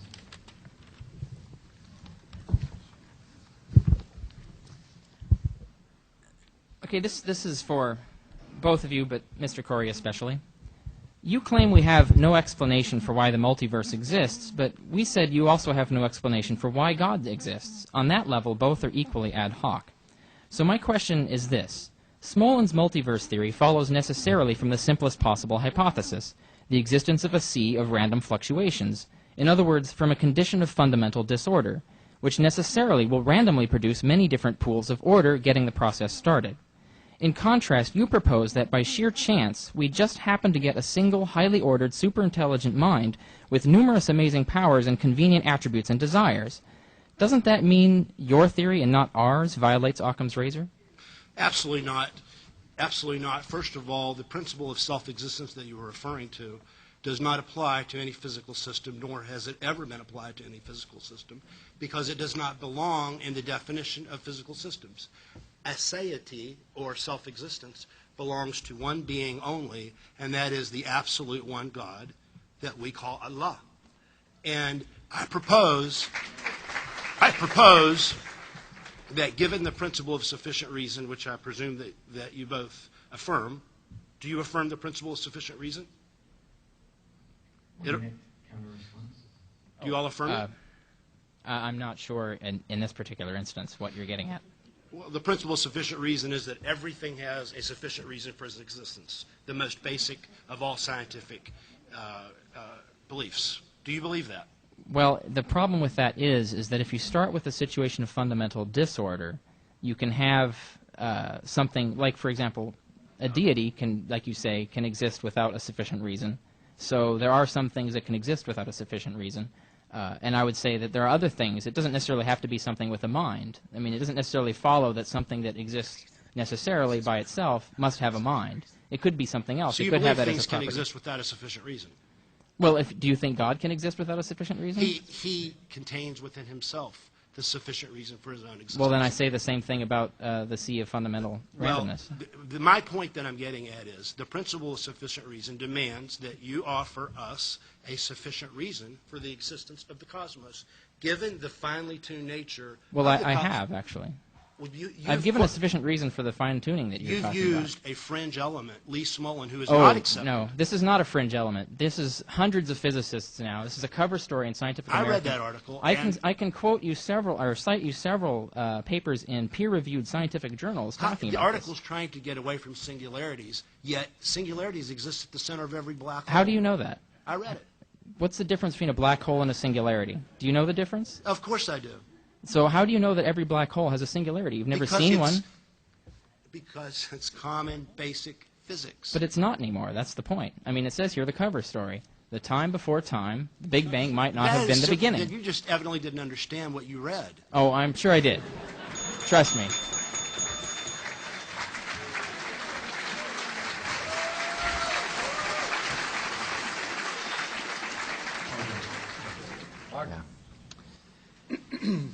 Hassanain, during your rebuttal, you called me a liar. You said I speak lies with no substance. You called me an angry person, although I don't think I've acted angry in any way. You said that I and Richard have a morality with no accountability within it. And you also accused me of engaging in ad hominem. Let me ask you, why are the comments that you made during your rebuttal not equally, if not worse, ad hominem to my personal character?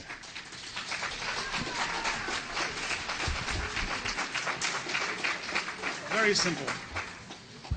It was not ad hominem from my side at all. It's a rebuttal. First of all, when I started my presentation, I brought forth arguments about the existence of God. Rather than you following that pathway, you came and you said, Mr. Corey believes in the divinity of Christ. Mr. Corey never said this in this debate. That's a lie. Public lie. He never admitted to that.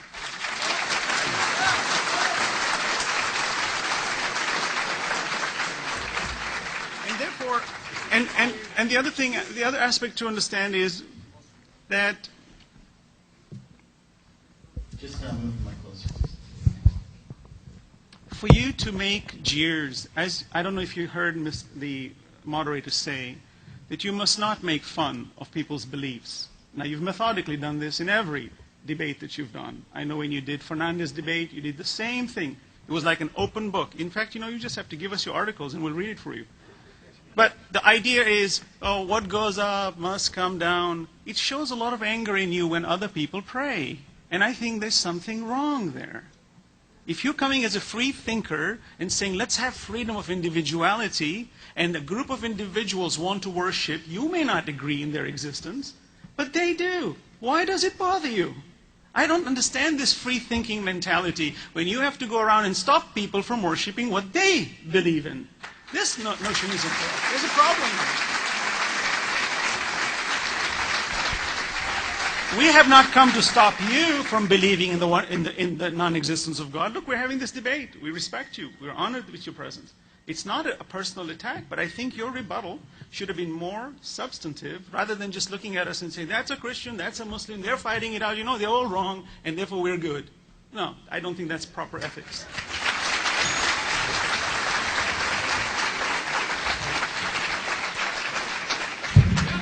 Thanks, Hassanain. 1 minute counter response. Michael Corey has been identified as a Christian theist for the purposes of tonight's debate. A Christian is a person who believes the Bible, who follows Christ, whatever that might mean, and Christians are not agreed on that. But in any event, Christ is considered to be the Son of God.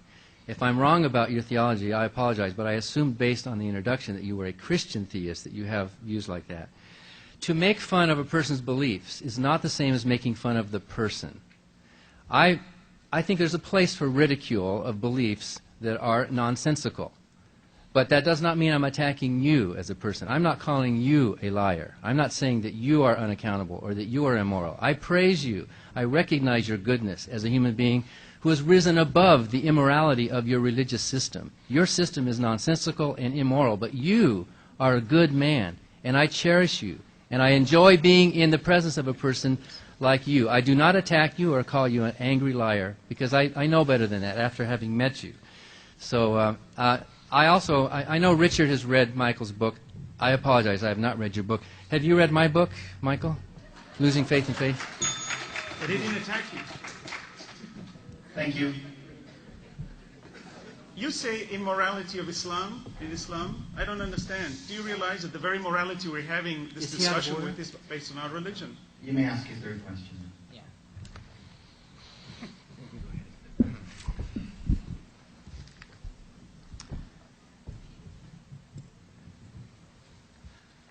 Now, evolution is based on cutthroat competition, violence, starvation, murder, and merciless brutality. Many animals eat each other alive, their prey wailing and screaming in pain and horror. Now, to me, I can't see how that can possibly be God's plan.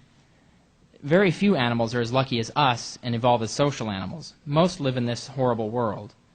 God's plan surely would be survival of the kindest, where all animals that help and nurture each other get most of the resources and stay healthier and reproduce more, so cruel animals would tend to die out, but that isn't what happens. Therefore, evolution accomplishes the exact opposite of what I would think a divine plan is.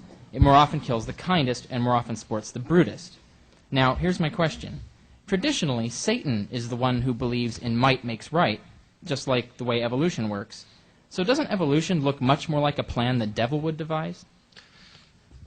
I think that really reflects a non-understanding of the basic principles that are at work in evolution. First of all, you're anthropomorphizing the suffering of animals, and the whole concept of the problem of evil is not a legitimate answer to the question of design, which, in fact, you all have not stepped up to the plate and answered. When I asked if you had a sufficient explanation for the existence of our universe, there has been just silence on your end. That tells me that you do not have a legitimate counter-argument, and Lee Smollen's argument has been laughed off the table. Maybe the majority of the people in the audience don't know that, but I know that. And this article was simply written, for... Can you cite an article or a scientific author in a peer-reviewed journal that has critiqued or attacked Smollen's theory? Everybody. Everybody. Pretty much it is You're not... saying everybody. All the physicists that I have read, yes. Some names, please. Paul Davies. Are you really questioning this? I just want to get on record Who you think has said this. Are you presupposing that Lee Smollen is an advocate or represents the consensus position? No, he represents a very strong contingent in the scientific community that is now rising towards a very interesting agreements and developments towards quantum cosmology. It's a very small, You're saying they're being laughed off the table by Paul Davies. I'm just... There's not even any evidence for one other universe, much less a multiverse. And well, there is some evidence. I presented it in my opening. That's not evidence. We can't actually see it, but there's evidence in the nature of this universe that suggests that Lee Smollen's theory is correct. You can't see it. If you can't see it, how's it evidence? But we can see it.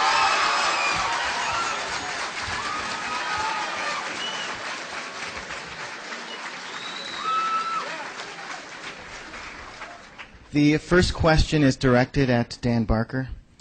Since you claim that the immaterial cause does not exist, you are implying that you have known the whole existence and have not found in it room for an immaterial cause. Can you, therefore, advance a proof in support of this general knowledge and a justification of the absolute negation of the immaterial cause in the form of reason and not direct sense experience? The reason we say that sense experience cannot be considered a proof for the negation is because the non-existence of a superior cause in the empirical realm does not prove the non-existence of that cause in a superior realm not touched by direct sense experience. 2 minutes response followed by a 1 minute counter. Okay, I know that the way this debate was formulated, does God not exist, pretends to put the burden of proof on us atheists. Originally, a year ago, it was going to be does God exist, but it was changed to does God not exist, which puts us in the strange position of saying, yes, God does not exist, and they are replying by, no, God does not exist. I mean, think how weird that is. If something does not exist, if something truly is non-existent, then the only possible evidence you could have for its non-existence would be an absence of evidence for its existence. If something is truly non-existent, you don't ask for evidence of its non-existence, right? Do unicorns exist? Is there any evidence of the non-existence of unicorn? We do know how the myth of unicorns arise through history. We've looked around as far as we can, we don't see unicorns. They might be out there somewhere. But am I supposed to go through the entire universe and look at every planet and star to see if there's any unicorns hanging out there before I can say, no, unicorns don't exist? We come to a sort of a probability level. We get to the point where we say enough is enough. So I think, some people say the absence of evidence is not evidence of absence. But if something truly does not exist, then the only possible evidence of absence you could have would be an absence of evidence. Therefore, we atheists who do not hold to the hypothesis that you are proposing show that the absence of evidence for your case constitutes positive evidence for our position, because you think God exists and you think we have the burden of proof of disclaiming that, but we see no evidence for it, we see no good argument for it, and we think you have the burden of proof. We both agree, you and I both agree there's a physical universe, right? It is you who is making the additional claim that there's something above and beyond. Since you are making the claim, you are responsible for providing proof and evidence for that claim, and so far you have not done that. 1 minute counter. Apparently, Apparently, you were not listening to my presentation then, because the evidence is yourself and myself. The fact that I exist, the ontological argument, as Mr. Carrier says, evidential presuppositionalism, all these nice, very fancy words. I exist. Where did I come from? I'm going out to the universe to look for something? Hey, look at the mirror. That's all you need to do. So for someone to say that I don't have enough evidence, where did I come from? Where did this order come from? Where does the universe? From nothing comes nothing. We know that. So would you go into a laboratory and do an experiment with nothing and bounce nothing with nothing and therefore have something? Yes. You say the laws of accidents. Can accidents happen when there's nothing there? What science is this? Imagine me going to do my PhD and I present an entire thesis. I said I took a little of nothing and then I mixed it with a lot of nothing. And guess what? I got this spectacular universe.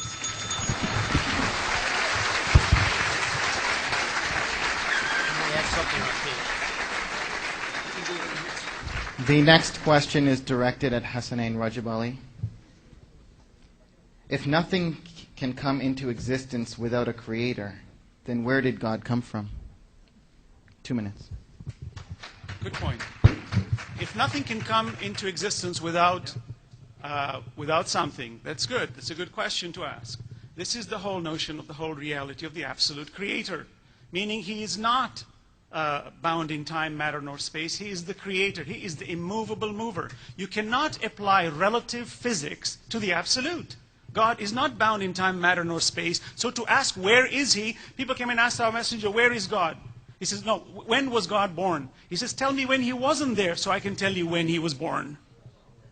Prove to me that he didn't exist. For someone to reject the existence of God, and I show this to you, you cannot have an infinitude of causes and effects. There has to be an immovable mover. This is a scientific, logical, rational position, which you need to come and falsify, my opponents. You have not falsified. Falsify my existence. Falsify your existence. Then maybe you'd be able to talk about the non-existence of God. But you know what? You wouldn't be able to because you wouldn't be there. I have a brief. Sorry, go ahead. You still have time. Yes. I have a brief point I just wanted to add to the previous question. I just didn't get a chance to get it in. And that is that the whole point of my presentation is that there is not an absence of evidence. There is an overwhelming preponderance of evidence for which the only rational conclusion is that of an omnipotent, omniscient designer. And I'm not the only person to draw this conclusion. Tens of thousands of atheistic scientists have jumped ship because they were intimately familiar with the scientific data. And until you can propose a legitimate explanation, a sufficient explanation, if you will, then our position of a divine creator and design has to stand by default. You can't just simply shoot something down without offering something else that's plausible in its place. 1 minute counter response, please. I met Paul Davies at a conference last year, and he was asked what did he think about the existence of a God. And with all of his brilliant knowledge, Paul Davies said, I have no use for that word, for that concept. So it doesn't follow that he's theistic in his thoughts. So that's what he said. It's on record, and I'll play you a tape recording of it if you'd like. Okay, I'll provide you with a tape recording. But your response, Hassanain, to that question amounts to nothing more than begging the question. Because the argument that is used for the existence of your God is an argument based on complexity. You're saying everything that has complexity or existence or design or whatever you want to call that gap requires some kind of a designer. Well, doesn't the mind of God exhibit functional complexity? Is the mind of God a random jumble, or is it a functionally complex thing that itself calls out for an explanation? You miss the point of the question, because if your argument is true, then God himself does need an explanation. And if you want to abandon the arguments that you've been using and just simply assert, which seems to be what you're doing, then you are simply begging the question by bringing your conclusion into your argument. And that is illogical and irresponsible. The next question is directed to Richard Carrier. I'm a physics major and was stunned by your statement, order can result from natural forces. This statement is in clear contradiction and violation of the second law of thermodynamics, which states natural forces are moving toward a higher state of entropy and disorder. Thus, the fallacy of your argument is manifested by your ignorance of systems moving forward. 2-minute response, please. The science there is wrong. That's not what the second law states. The second law states that when work is performed, the total amount of disordered energy in the world increases. And what this means is that it doesn't mean that things become disordered. And this has been proven. In fact, the man who proved it, Ilya Prigogine, in the 1970s, won the Nobel Prize for proving it, which is a concept called dissipative systems, which actually trade order for entropy. They create more entropy in the world, but at the same time create more ordered systems by using the energy that becomes more entropic as a result of that. So there's no conflict at all between forces interacting and naturally causing order and the second law of thermodynamics. This is especially true given that once you pass the barrier of a black hole, especially if you pass the Planck length, according to Planck's barrier that Mr. Corey talked about, the laws of thermodynamics no longer apply. So the second law of thermodynamics doesn't even apply at that level of the universe. But even in the level of the universe we're at now, its application does not prevent the creation of ordered systems through natural forces.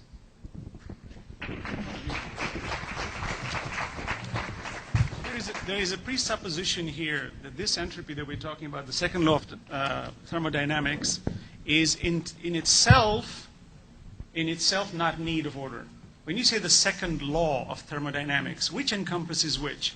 Order is encompassed with disorder, or does disorder allow order to encompass it?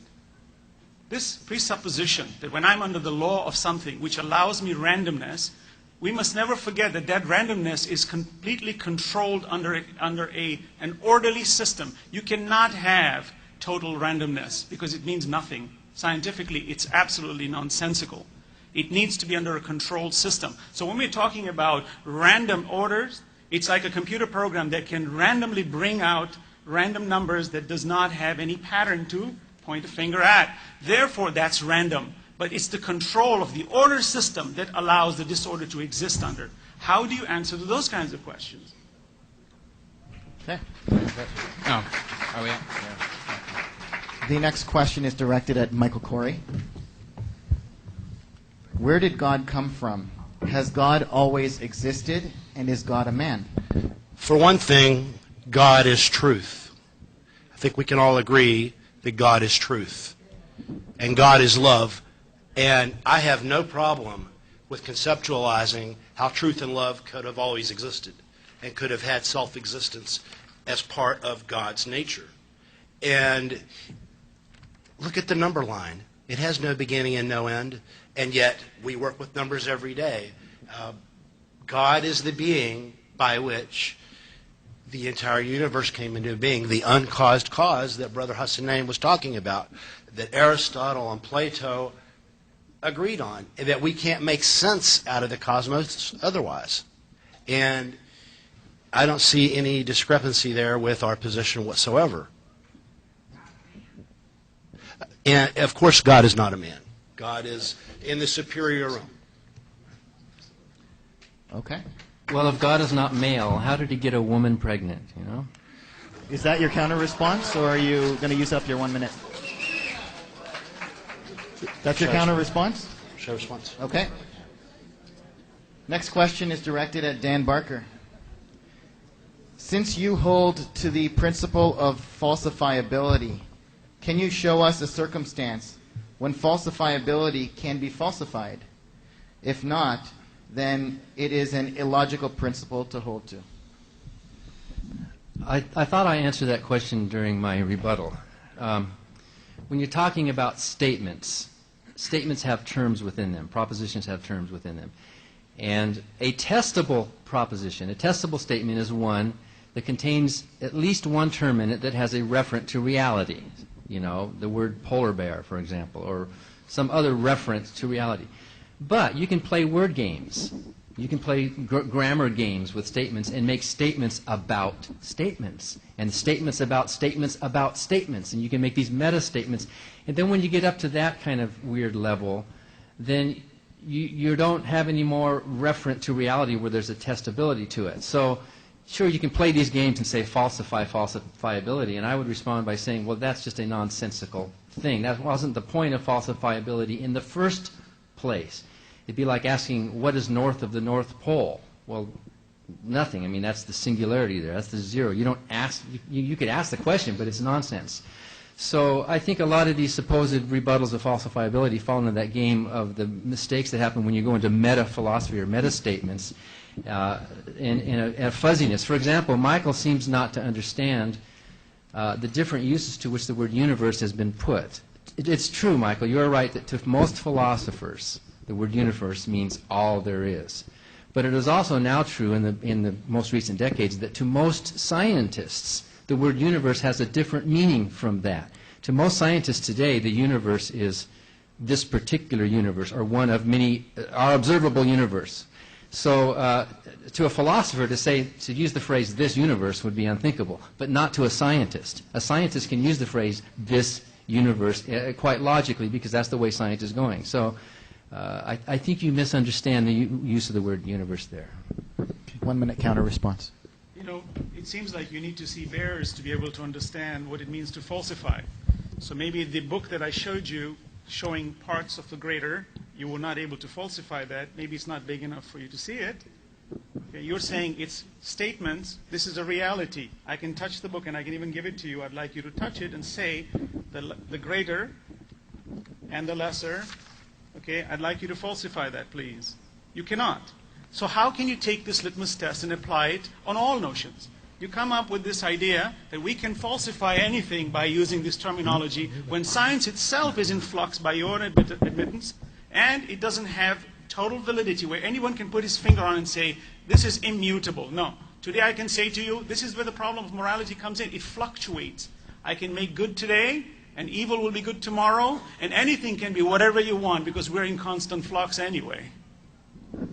Okay.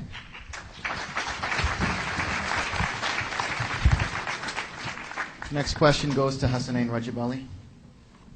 Do we really have a choice of good versus evil if God has already predetermined what will or is going to happen before we decide?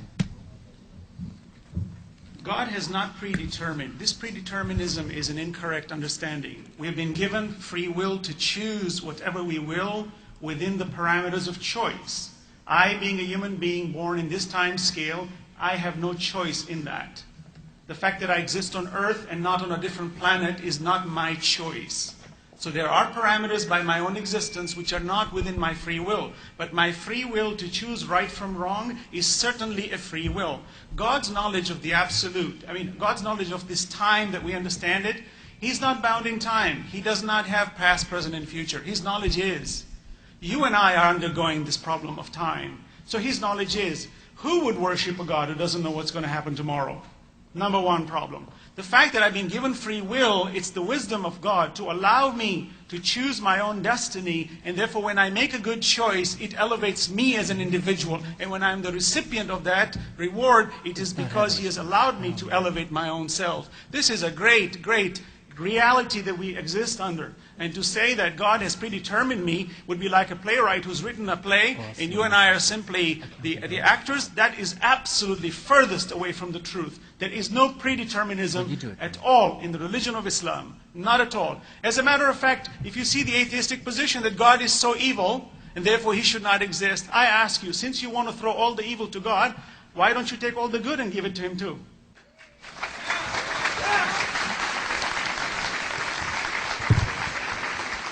Go ahead, one minute. Well, we probably would give Him some credit for the good if we believed He existed.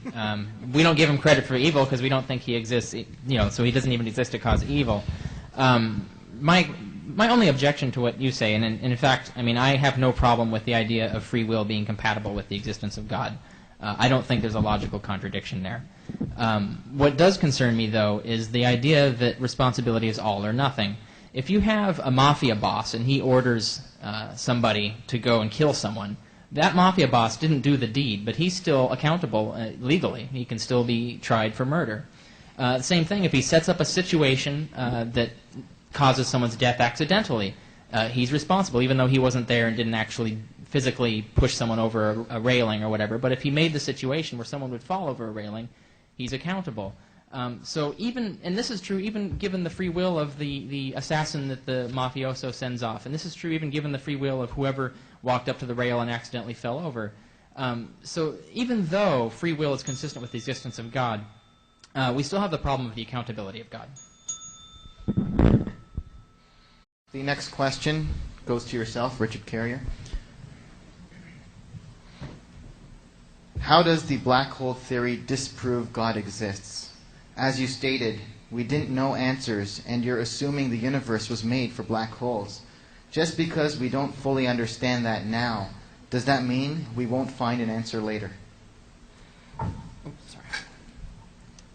Well, let me explain my situation. And I'm not asserting that we know for a fact that Smolin's theory is correct. The point is that we have an explanation out there that hasn't been eliminated.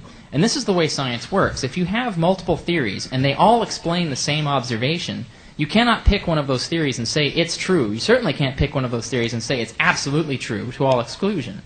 Now, the point of the Smolin multiverse theory is that it shows that we can explain order in the universe without appealing to a God. So when Mr. Rajabali says that his existence proves the existence of God, well, that isn't true, because his existence could have another cause.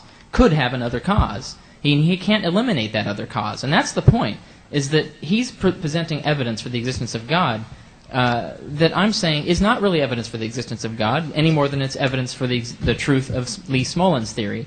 And that's the view we take. Now, this isn't where we rest our argument. We have a lot of evidence that we build on that finally leads us to believe that God does not exist. We've only been able to present some of it today. Dan has presented different kinds. I've presented different kinds. There's a lot more.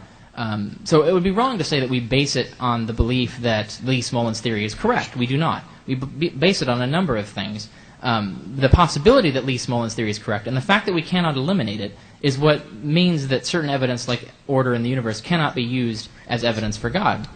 Do I still have a second? You still have 30 seconds. And I also pointed out that Lee Smolin's is not the only multiverse theory that's out there. There's an older one, the iterative universe, which now may be disproved since the universe is expanding at an accelerated rate. Alan Gutt's pocket universe and bubble universe. Martin Rees talks about the bubble universes. And so Lee Smolin's is one, but there are a number of other possibilities out there which are fascinating. Why would you not want to be open to the possibility of the truth of those? Are you more in love with your tradition than you are with the pursuit of scientific knowledge?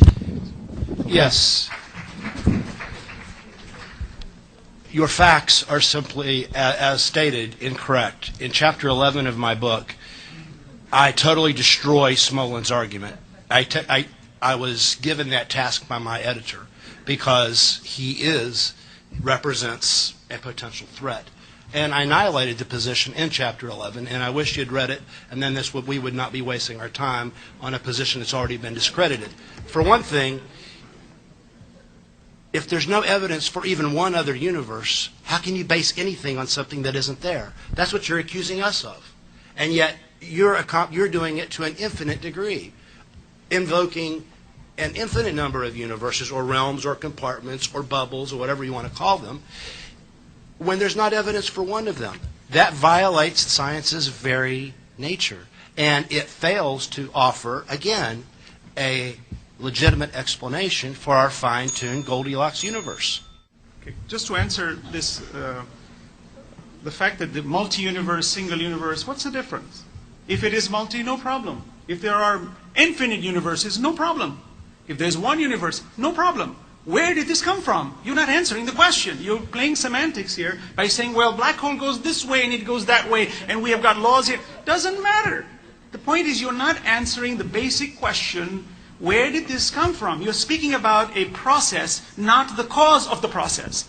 And you are avoiding this cause of the process. The same thing when you say, God has to have a mind. I told you he's absolute. He's not bound in the time frame of reference of time, matter, and space. You insist, no, I got to bring him down. I said, you've got to challenge the absoluteness of God and then ask those kinds of questions. To answer your question, Mr. Kerry, you say the mafia box, you speak about the mafia. How about a university giving an exam to a student and he flunks? And he fails and his whole career is down the drain. Do we hold the university liable for his failure?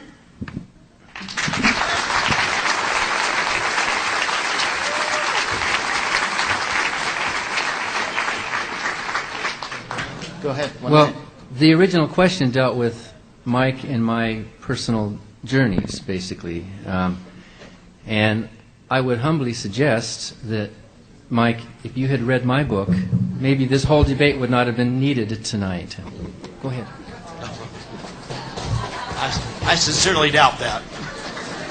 Well, in the university test example, I mean, if the university gave a bum test to someone or gave a test to someone that it didn't adequately prepare them for, then certainly they are somewhat culpable for the situation.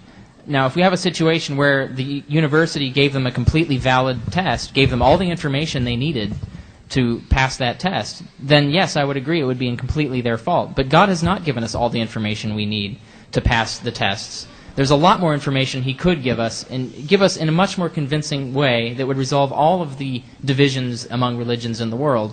And the fact that He has not done this, even though I would say that it's even morally obligatory for Him to do it, I would tell you that I would do it if I were in His situation, and I can't be better than God. That's for sure. That's ridiculous. All right. The next question is directed to Dan Barker. Why do you take the word of scientists? Who says they are right? And do they have actual physical proof we can see and touch? Well, scientists do not expect us to take them at their word. Scientists will test a hypothesis, they will put forward a hypothesis, and then they will examine data. Usually, science isn't always that clear-cut, but they will run experiments to see if their hypothesis works or not. If it doesn't, then they discard the hypothesis. If it does work, then what the scientist does is, scientist doesn't get up there and cross their arms and say, believe me, I'm telling you the truth. The scientist says, here are my methods, here's my data, you replicate the experiment. You go ahead, my peers and my others, you go ahead and see if you can do the same thing. And when more and more people take the same data, testing the same hypothesis, and replicate it, it strengthens the confidence level of the scientific claim. I am not taking a scientist's word in the same sense that you believers might take the word of your holy book as being at 100% errantly true, because I might turn around and ask you the same question. Why are you taking the word of a man named Jesus or Paul or Muhammad? Why do you trust their word? This man tells you that he spoke to God. What if I told you that I spoke with God? Would you take my word for it? No, of course not. You would question me. You would be skeptical. I am skeptical, and I question the word of Muhammad and of other Islamic and Christian and Jewish leaders. I think there are other reasons to explain why they would come up with these ideas that they spoke with God, besides the fact that there really is a God. Psychological, mental, cultural, social reasons to explain why they would invent these stories. If you say that if you claim to be someone where God spoke to, and I were to ask you questions, Mr. Barker, within seconds you would never have that position of having anything to do with speaking with God. Because you have not brought anything tangible or valuable, anything in this front lines. Nothing. Just been rebuttals out of rhetoric. So if you're going to claim to be someone who's received something from God, I will put you to the test. There's nothing wrong. If you say that God spoke to me, okay, we're all ears. Tell us what you heard. There is a litmus test. A person puts it forward. It is incumbent upon this system that the Almighty God speak to us, and He sends prophets and scriptures. To negate scriptures by saying, well, this is rubbish, you haven't even read it. You haven't brought a single verse from the Quran to say, this one is wrong or that one is wrong. Okay? To have faith, an individual who has faith, 100% faith, not dangling faith where I say, you know what, my scientist tells me it's right today, but you know what, oops, the scientist was wrong, so tomorrow I change. But all the factors of my beliefs that predated, all my moral systems go out the window, and I need to go back to the drawing table and redefine it.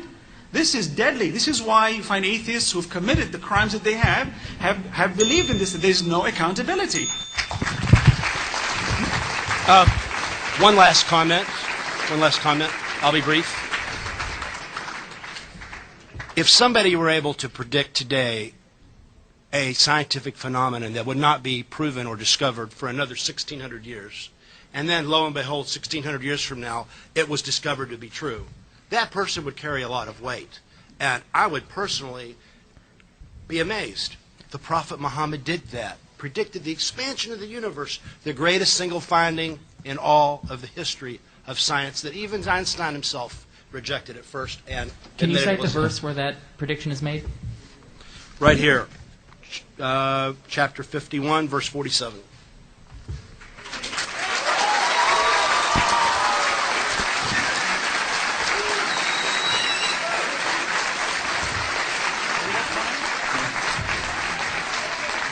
There's the next question goes to Hassanain and Rajabali. And if either team has a build, you can definitely work that into the time that you're allotted in your next response. Hassanain, what tangible proof allows us to believe God exists and is not just mankind's justification for all creation? It is already known that information passed orally through time is eventually distorted. Therefore, it is a possibility that this information about a supreme being could be superficially enhanced. The fact that the universe is so incredible, we speak of different scientists here and call them great minds. How can they be great if the very system doesn't allow them to be great?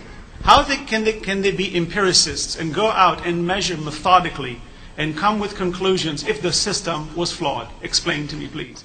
The incredible system where a person is allowed to negate and to reject within his free will and allowed to exist and to use methodical means by which to reach a conclusion is a spectacular system. For someone to say, how do you know God does not exist? I might as well deny my own existence then. It's preposterous, as one would say. Really.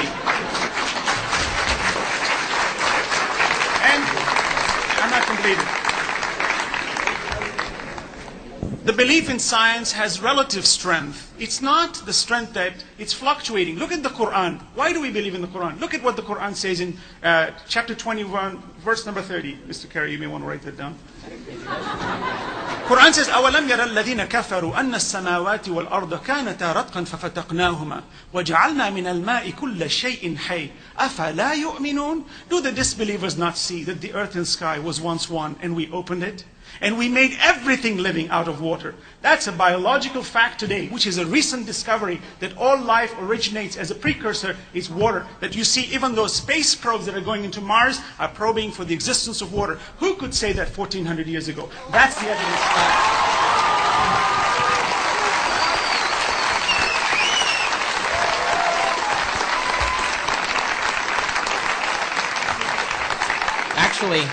Actually, someone did say that 2,500 years ago. His name was Thales.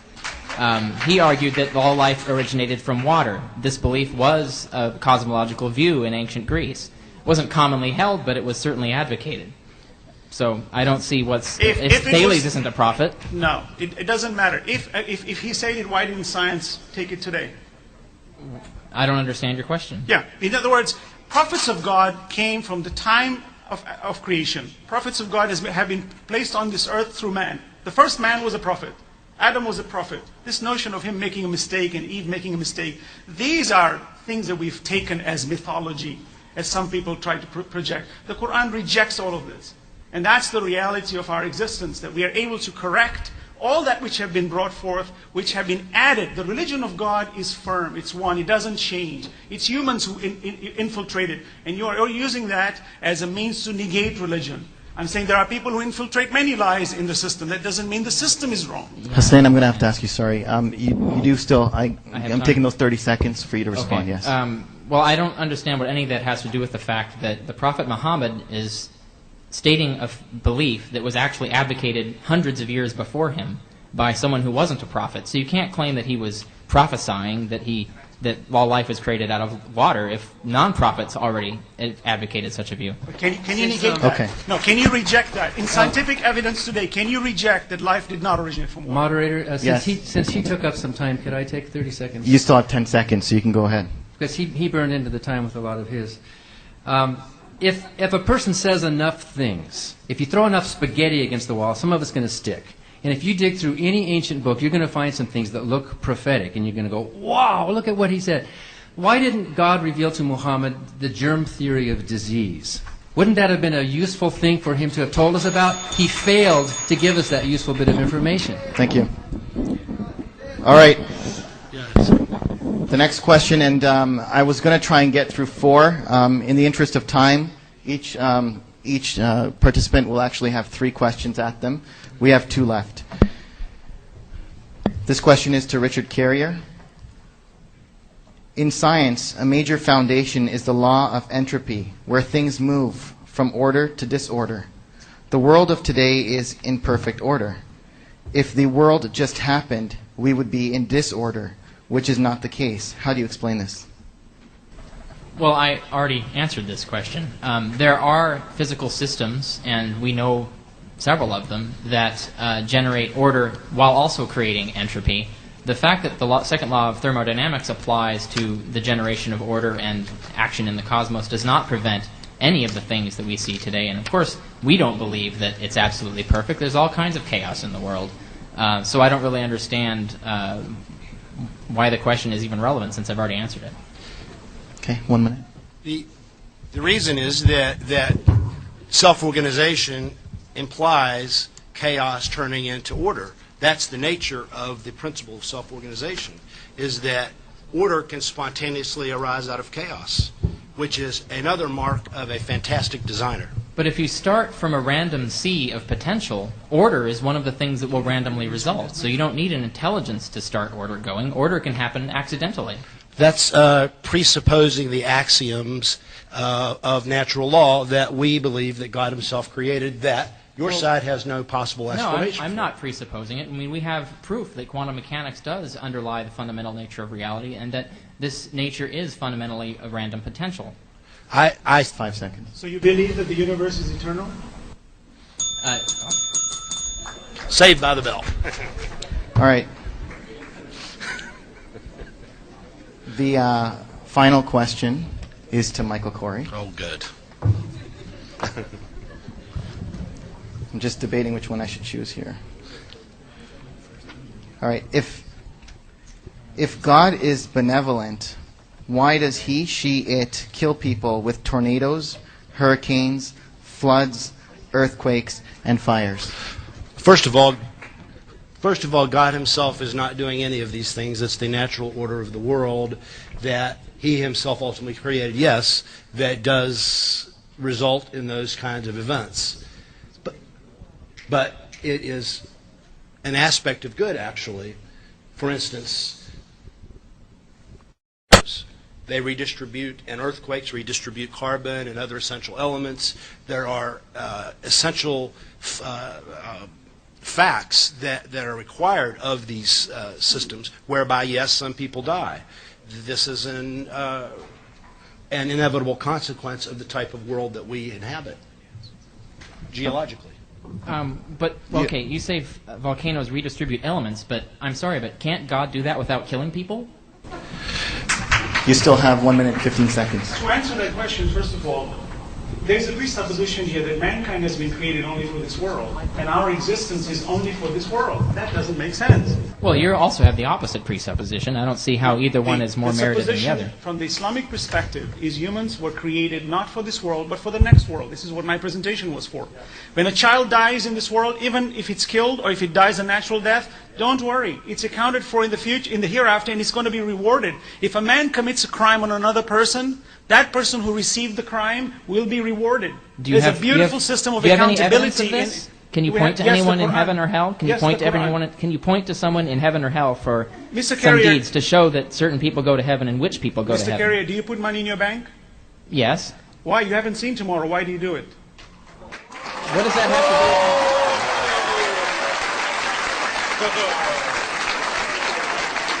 Do I have time?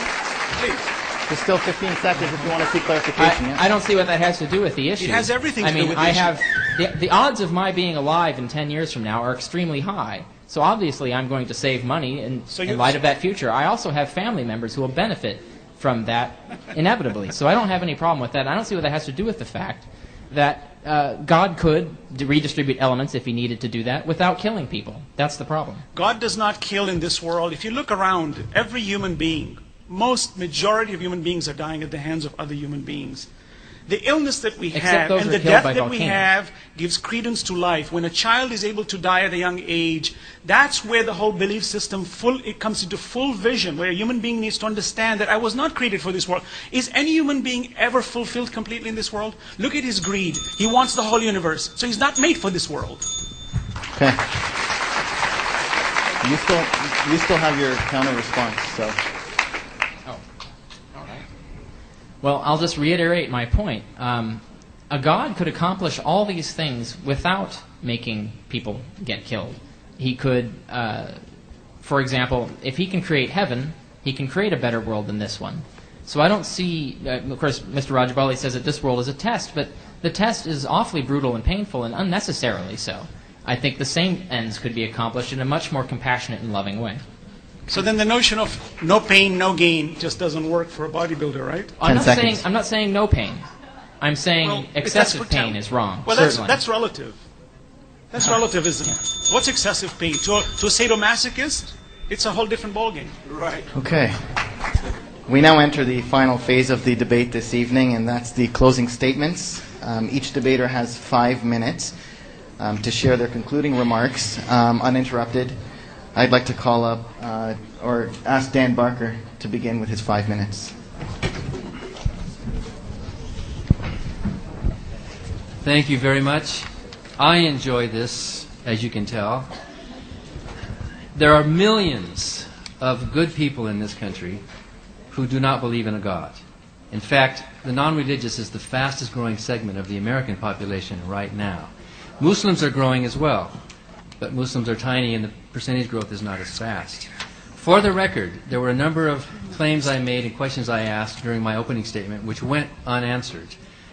Neither of our opponents answered any of the coherency questions that I raised about the impossibility of a God with contradictory characters existing. And correct me if I'm wrong, but neither of them gave an example of a statement which would falsify the existence of a God. Michael needs to be corrected on this deal about the carbon atom. Steven Weinberg wrote an article which pretty much showed that the numbers that were used, remember that big long 10 to the whatever power that you used, are based on some faulty assumptions about the formation. For example, the carbon atom. It used to be thought that the carbon atom is formed when 3 helium atoms hit at a certain velocity. They get into a higher form of radioactive carbon, and then that decays down to normal carbon. But Weinberg showed that, and that would be highly unlikely. I mean, for that to happen would be an extremely unlikely thing. But he showed in his article that that's not how carbon atoms are formed. Carbon atoms are formed first when 2 helium atoms come together and form a brief, what does it call it, beryllium-8, I think. Yes. And during that point, if a third one hits, if a third helium atom hits it with the right velocity, then you could have that occurrence. So it's not 3 coming at once, it's a 2-stage process. And he calculated that during that 2-stage process, it comes out to about a 0.20% probability. When you consider there are billions of helium collisions within our own sun, a 0.2, 1 out of every 5 is not very unlikely at all. So many of these assumptions that these supposed probabilities are based on can be shown and have been shown to have been false, and that one actually was one of those. Also, you admit that a singularity, you say that a singularity is a zeroness, but you must know that according to current string theory, or M theory, that there is a minimal size to the Big Bang. That Planck wall that you mentioned is a minimal size. You will never get a Big Bang or a singularity smaller than that size, so you can never start with nothing. I mean, that Planck wall is a physical limitation size, and that's what, according to string theory. And I know that M theory, this is not a rebuttal time, this is my closing statement. So, I would reiterate a question that Richard asked you about Occam's razor. You guys are positing a hypothesis that there's this complex mind, this eternally infinite mind that is goodness and grace and mercy and justice, and it's out there, and this wonderful, all this complexity of this being who can create these things and make these decisions. That thing is up there, and that explains the origin of complexity and order and design and existence. And we come along and we posit a number of hypotheses, which we admit, even though they can be modeled mathematically, and it may still be hypothetical, at least provide an explanation.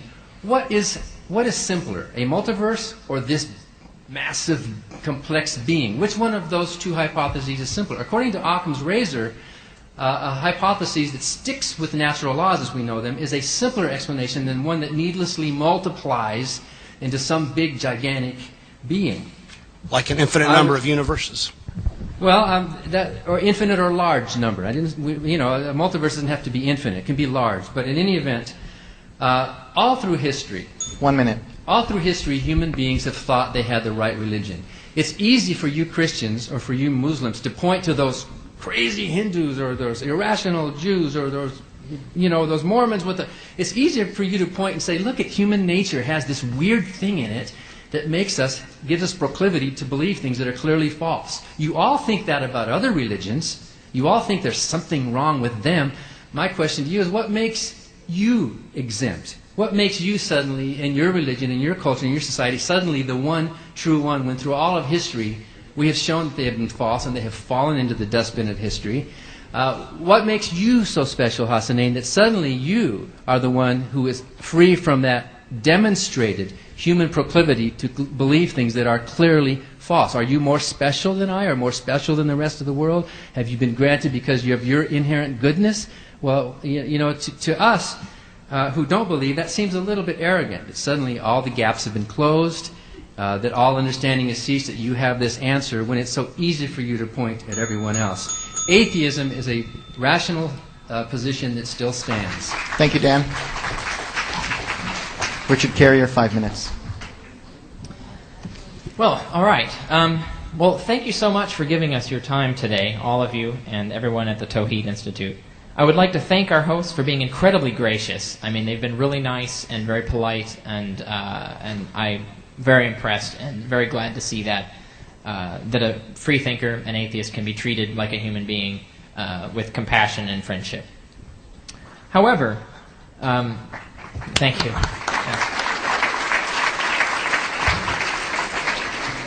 However, that's the organizers of the event. Mr. Rajabali and Mr. Corey, I must say, have been exceptionally angry and mean. They seem to show little interest in trying to understand our different beliefs, especially our moral beliefs. They're constantly attacking us in loud words as being immoral and contributing to crime and so forth. I don't see what good can come of this. I really don't understand this rudeness and hostility. Naturally, in a forum like this, we can only barely touch the tip of the iceberg. There's so much more that we can tell you about naturalism and humanism, especially about the issues that have come up today. I highly encourage everyone here to keep asking questions, keep exploring, and most of all, keep reading. Go find out the truth for yourself. Don't take our word for it up here. And there's a lot more out there about our beliefs on the internet and in books. A good place to start is the secular web at infidels.org, especially their library and bookstore. But I highly recommend you look at books and articles on science. To sum up my part of the debate, I'd just like to address a few important points that have been left hanging up to now. A lot of my arguments were not understood or not answered, but I'll get to the ones that matter here, that I think are important. Mr. Rajabali said that I would not be here if my DNA was not perfect. Well, my grandmother died of cancer, so she could not be here because her DNA was not perfect. That was exactly the point of my original argument. Mr. Corey said, there is a limit to the size of your head. Well, that's true, this in fact was the cause of the extinction of various hominid species who had a head size that was too large. Other species of hominids that had smaller brains also died out because they weren't smart enough to compete with us. We have the optimal balance between the advantages of intelligence and large brain size. And this is in textbooks on physical anthropology. It's not something I'm just making up here. Mr. Corey also said he refuted Dr. Smolin's theory in his book, but I want to point out he didn't refute the version of it that I carefully presented here today, because I did read his book, and I carefully crafted my argument to nullify all of his objections. I can only ask you to look at the video and compare it to his argument against Smolin in his book. Mr. Corey is also wrong to say that we believe in an unseen universe without evidence. We have indirect evidence in the same sense that we do for atoms. It's not nearly as strong as the evidence we have for atoms, which I've made that point clear. And the point is not that we've proved unseen universes. The point is that we haven't disproved them. and that Mr. Corey has no physical evidence that Smolin's theory is false. No physical evidence, no scientific evidence. So he cannot assert that the God hypothesis is true, which also posits an entity we can't see. That's the point. I was also asked how we can be so sure if science could prove everything wrong eventually. Well, that's only because we hold probable beliefs based on the information we have now. And that's all we can do. We can only base our beliefs on the information we have now. We can't be expected to base our beliefs on information we don't have. So we believe what we do based on what we know now. But we're very humble and very willing to admit that we could be wrong. Just show us the evidence. And that's the code by which we live. Another question was asked is, why don't we kill sick kids? Which is kind of a bizarre, sick question to ask. Why do we bother getting fixed in a hospital? Well, the problem is not that we have a fear of death, but that we have a love of life. It is the love of life that is our reason to live. And it's what keeps us treating sick kids with love, not with despair. Finally, Mr. Rajabali says that his existence proves God. I've pointed out that we can explain his existence in other ways, so his existence is not an absolute proof of God. So really, they haven't given us any evidence that God exists rather than, say, the Smolin multiverse theory. So I think that's where it stands. Thank you, Richard. I'll now ask Michael Corey to share his concluding remarks. Yes, there have been many falsehoods presented to you today, and I apologize for that, for the lack of preparation of the opposing side, with all due respect. The reality is, first of all, I am not equating the singularity with Planck's wall. That just demonstrates a lack of familiarity with basic cosmological principles. Planck's wall is a moment in time, 10 to the minus 43rd seconds after the Big Bang. Yes, our laws and our thinking and our equations cannot get past that point. That's the untouchability of our one God. But that does not deny that the one singularity was there and postulated and proven to exist by the space-time theorem of general relativity, which has been proven to an accuracy of 8 decimal points by none other than Stephen Hawking. And to put Stephen Hawking on the same page as Lee Smolin is an insult to the people of this audience who believe that if you can show me one piece of published evidence that shows that Lee Smolin's argument is anywhere near the consensus position or even has any sense of rationality to it, here's proof of its irrationality. First of all, you're basing it on universes that have never been seen, or multiverses, or compartments. So it is not scientific by its very nature. They've never been seen. And to say, oh, we might discover them in the future is nothing more than another gap that you all are criticizing us for. Secondly, this singularity is not only not to be denied.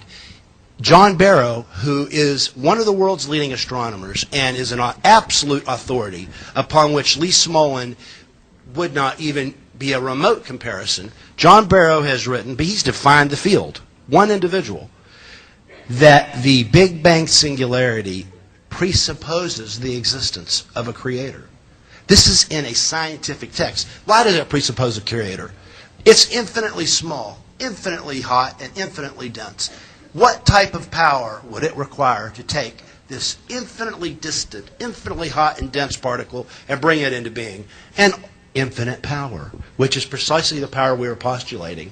We are 100% compatible with the scientific evidence. Your side has failed to give a justifiable explanation, a plausible explanation, a rational explanation for our fine-tuned universe. And using natural selection to try to argue for the existence of our wonderful world is basically not in keeping with the facts, because natural selection does not apply to the laws of nature. And the laws of nature, which were hatched right after the Big Bang, in which there was no time for natural selection to happen, they were hatched perfectly fine-tuned for life 15 billion years later. Now, I ask you, if I got a firecracker right here, and I exploded it right here, and it goes off, and the shrapnel goes and forms a statue right beside you and waves and says, "Hi, Dan, how are you doing?" Would you say that that was an accident? Yes or no? No. Of course not. This is exactly what happened in the Big Bang, and it's exactly what is acknowledged by the majority consensus position of the world's scientists, that instantly after the Big Bang, the constants of nature, the laws of nature, popped into existence, perfectly fine-tuned for life. And that article explains nothing. Explains nothing. It's trying to get around a singularity. Actually, the author it will be profoundly criticized because he's trying to get around the Big Bang singularity when, in fact, there's a singularity at the center of every black hole, which you already affirm exists. So which is it? Do singularities exist or do they not? Do black holes exist or do they not? Y'all are contradicting yourselves. They're different things.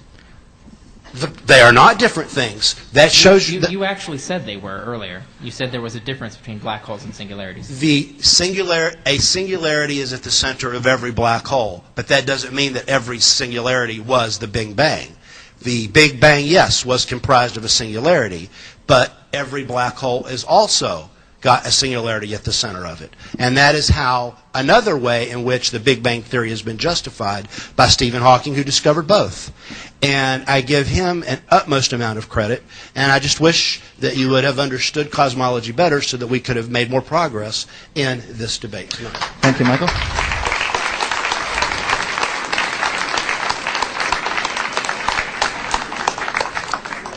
And I now ask Hassanain Rajabali to conclude with his 5 minutes.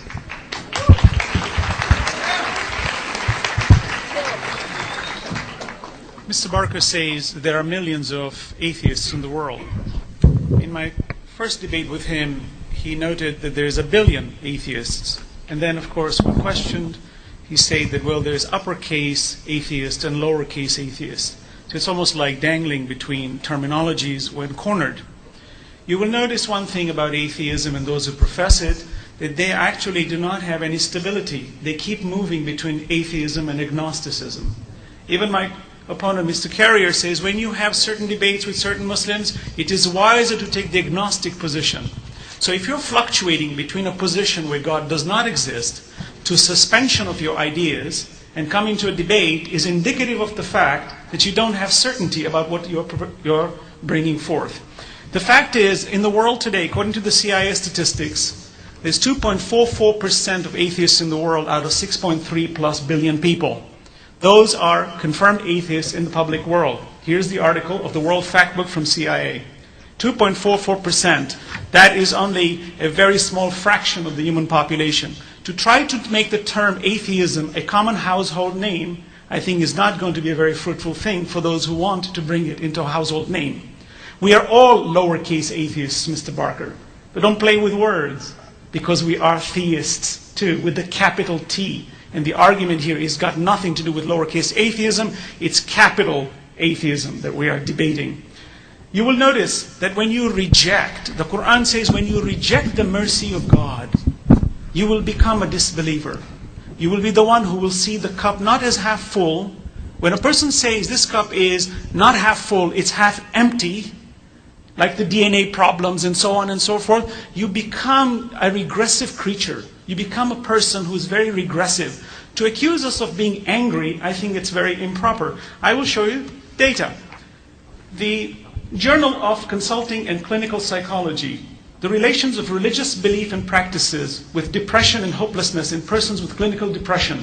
I read, religious belief and practices have been associated with lower levels of depression in persons dealing with stressful situations.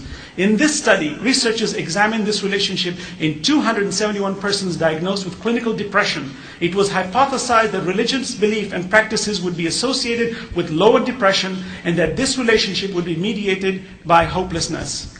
Religious belief, but not religious behavior, was a significant predictor of lower levels of hopelessness and depression beyond demographic variables. I read another study. Conclusion, in this study, greater intrinsic religiosity independently predicted shorter time to remission. To the author's knowledge, this is the first report in which religiosity has been examined as a predictor of outcome of depressive disorder. Look at this. These are studies being done that people who believe in God are less depressive because they're accepting the cup as half full, not as half empty. That even a child can tell you that if you approach it from that angle, you will become a better person. Let's continue. You say that when you reject all this goodness, it does lead to a level of evilness, where there is this notion of not having any accountability, that we're all just a product of all this accident, yet every once in a while, to maintain the position, to kind of curb the sharpness, we say, we're loving people, we love you all, we don't want to harm you. What legislation is there? Why would somebody want to do that with that position? If everything's a mistake, there's so much evil going on, everybody's just dying. Why should I be struggling if the very laws of nature, which you hold as a means of your own projections, to say that natural selection is my means? Natural selection, if you follow it and derive morality, we will all become, they say, survival of the fittest. You go out and kill people. In conclusion, I say that to dilly-dally and to dangle between these positions is itself a position which shows that. Okay, and those who want to give their life and live for it, as Mr. Carey has said, come to the conclusion that the one who has created you, who has given you life, who gives you sustenance, and when he takes you away from this world out of all his gifts, it is better to submit to it. So I conclude in the name of God, the Beneficent, the Merciful.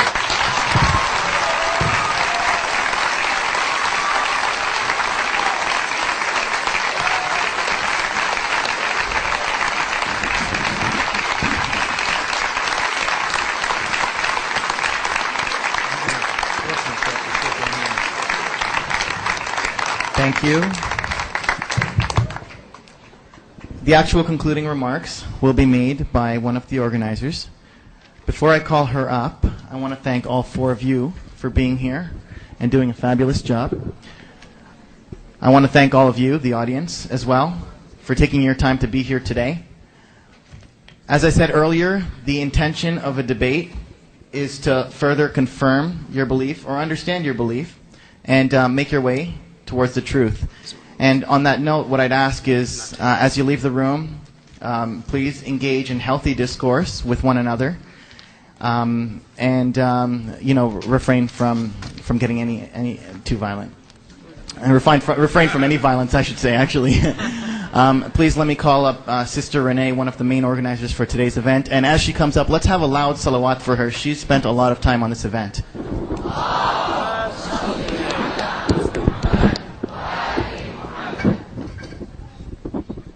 Bismillah ar-Rahman ar-Rahim. In the name of Allah, the Beneficent, the Merciful.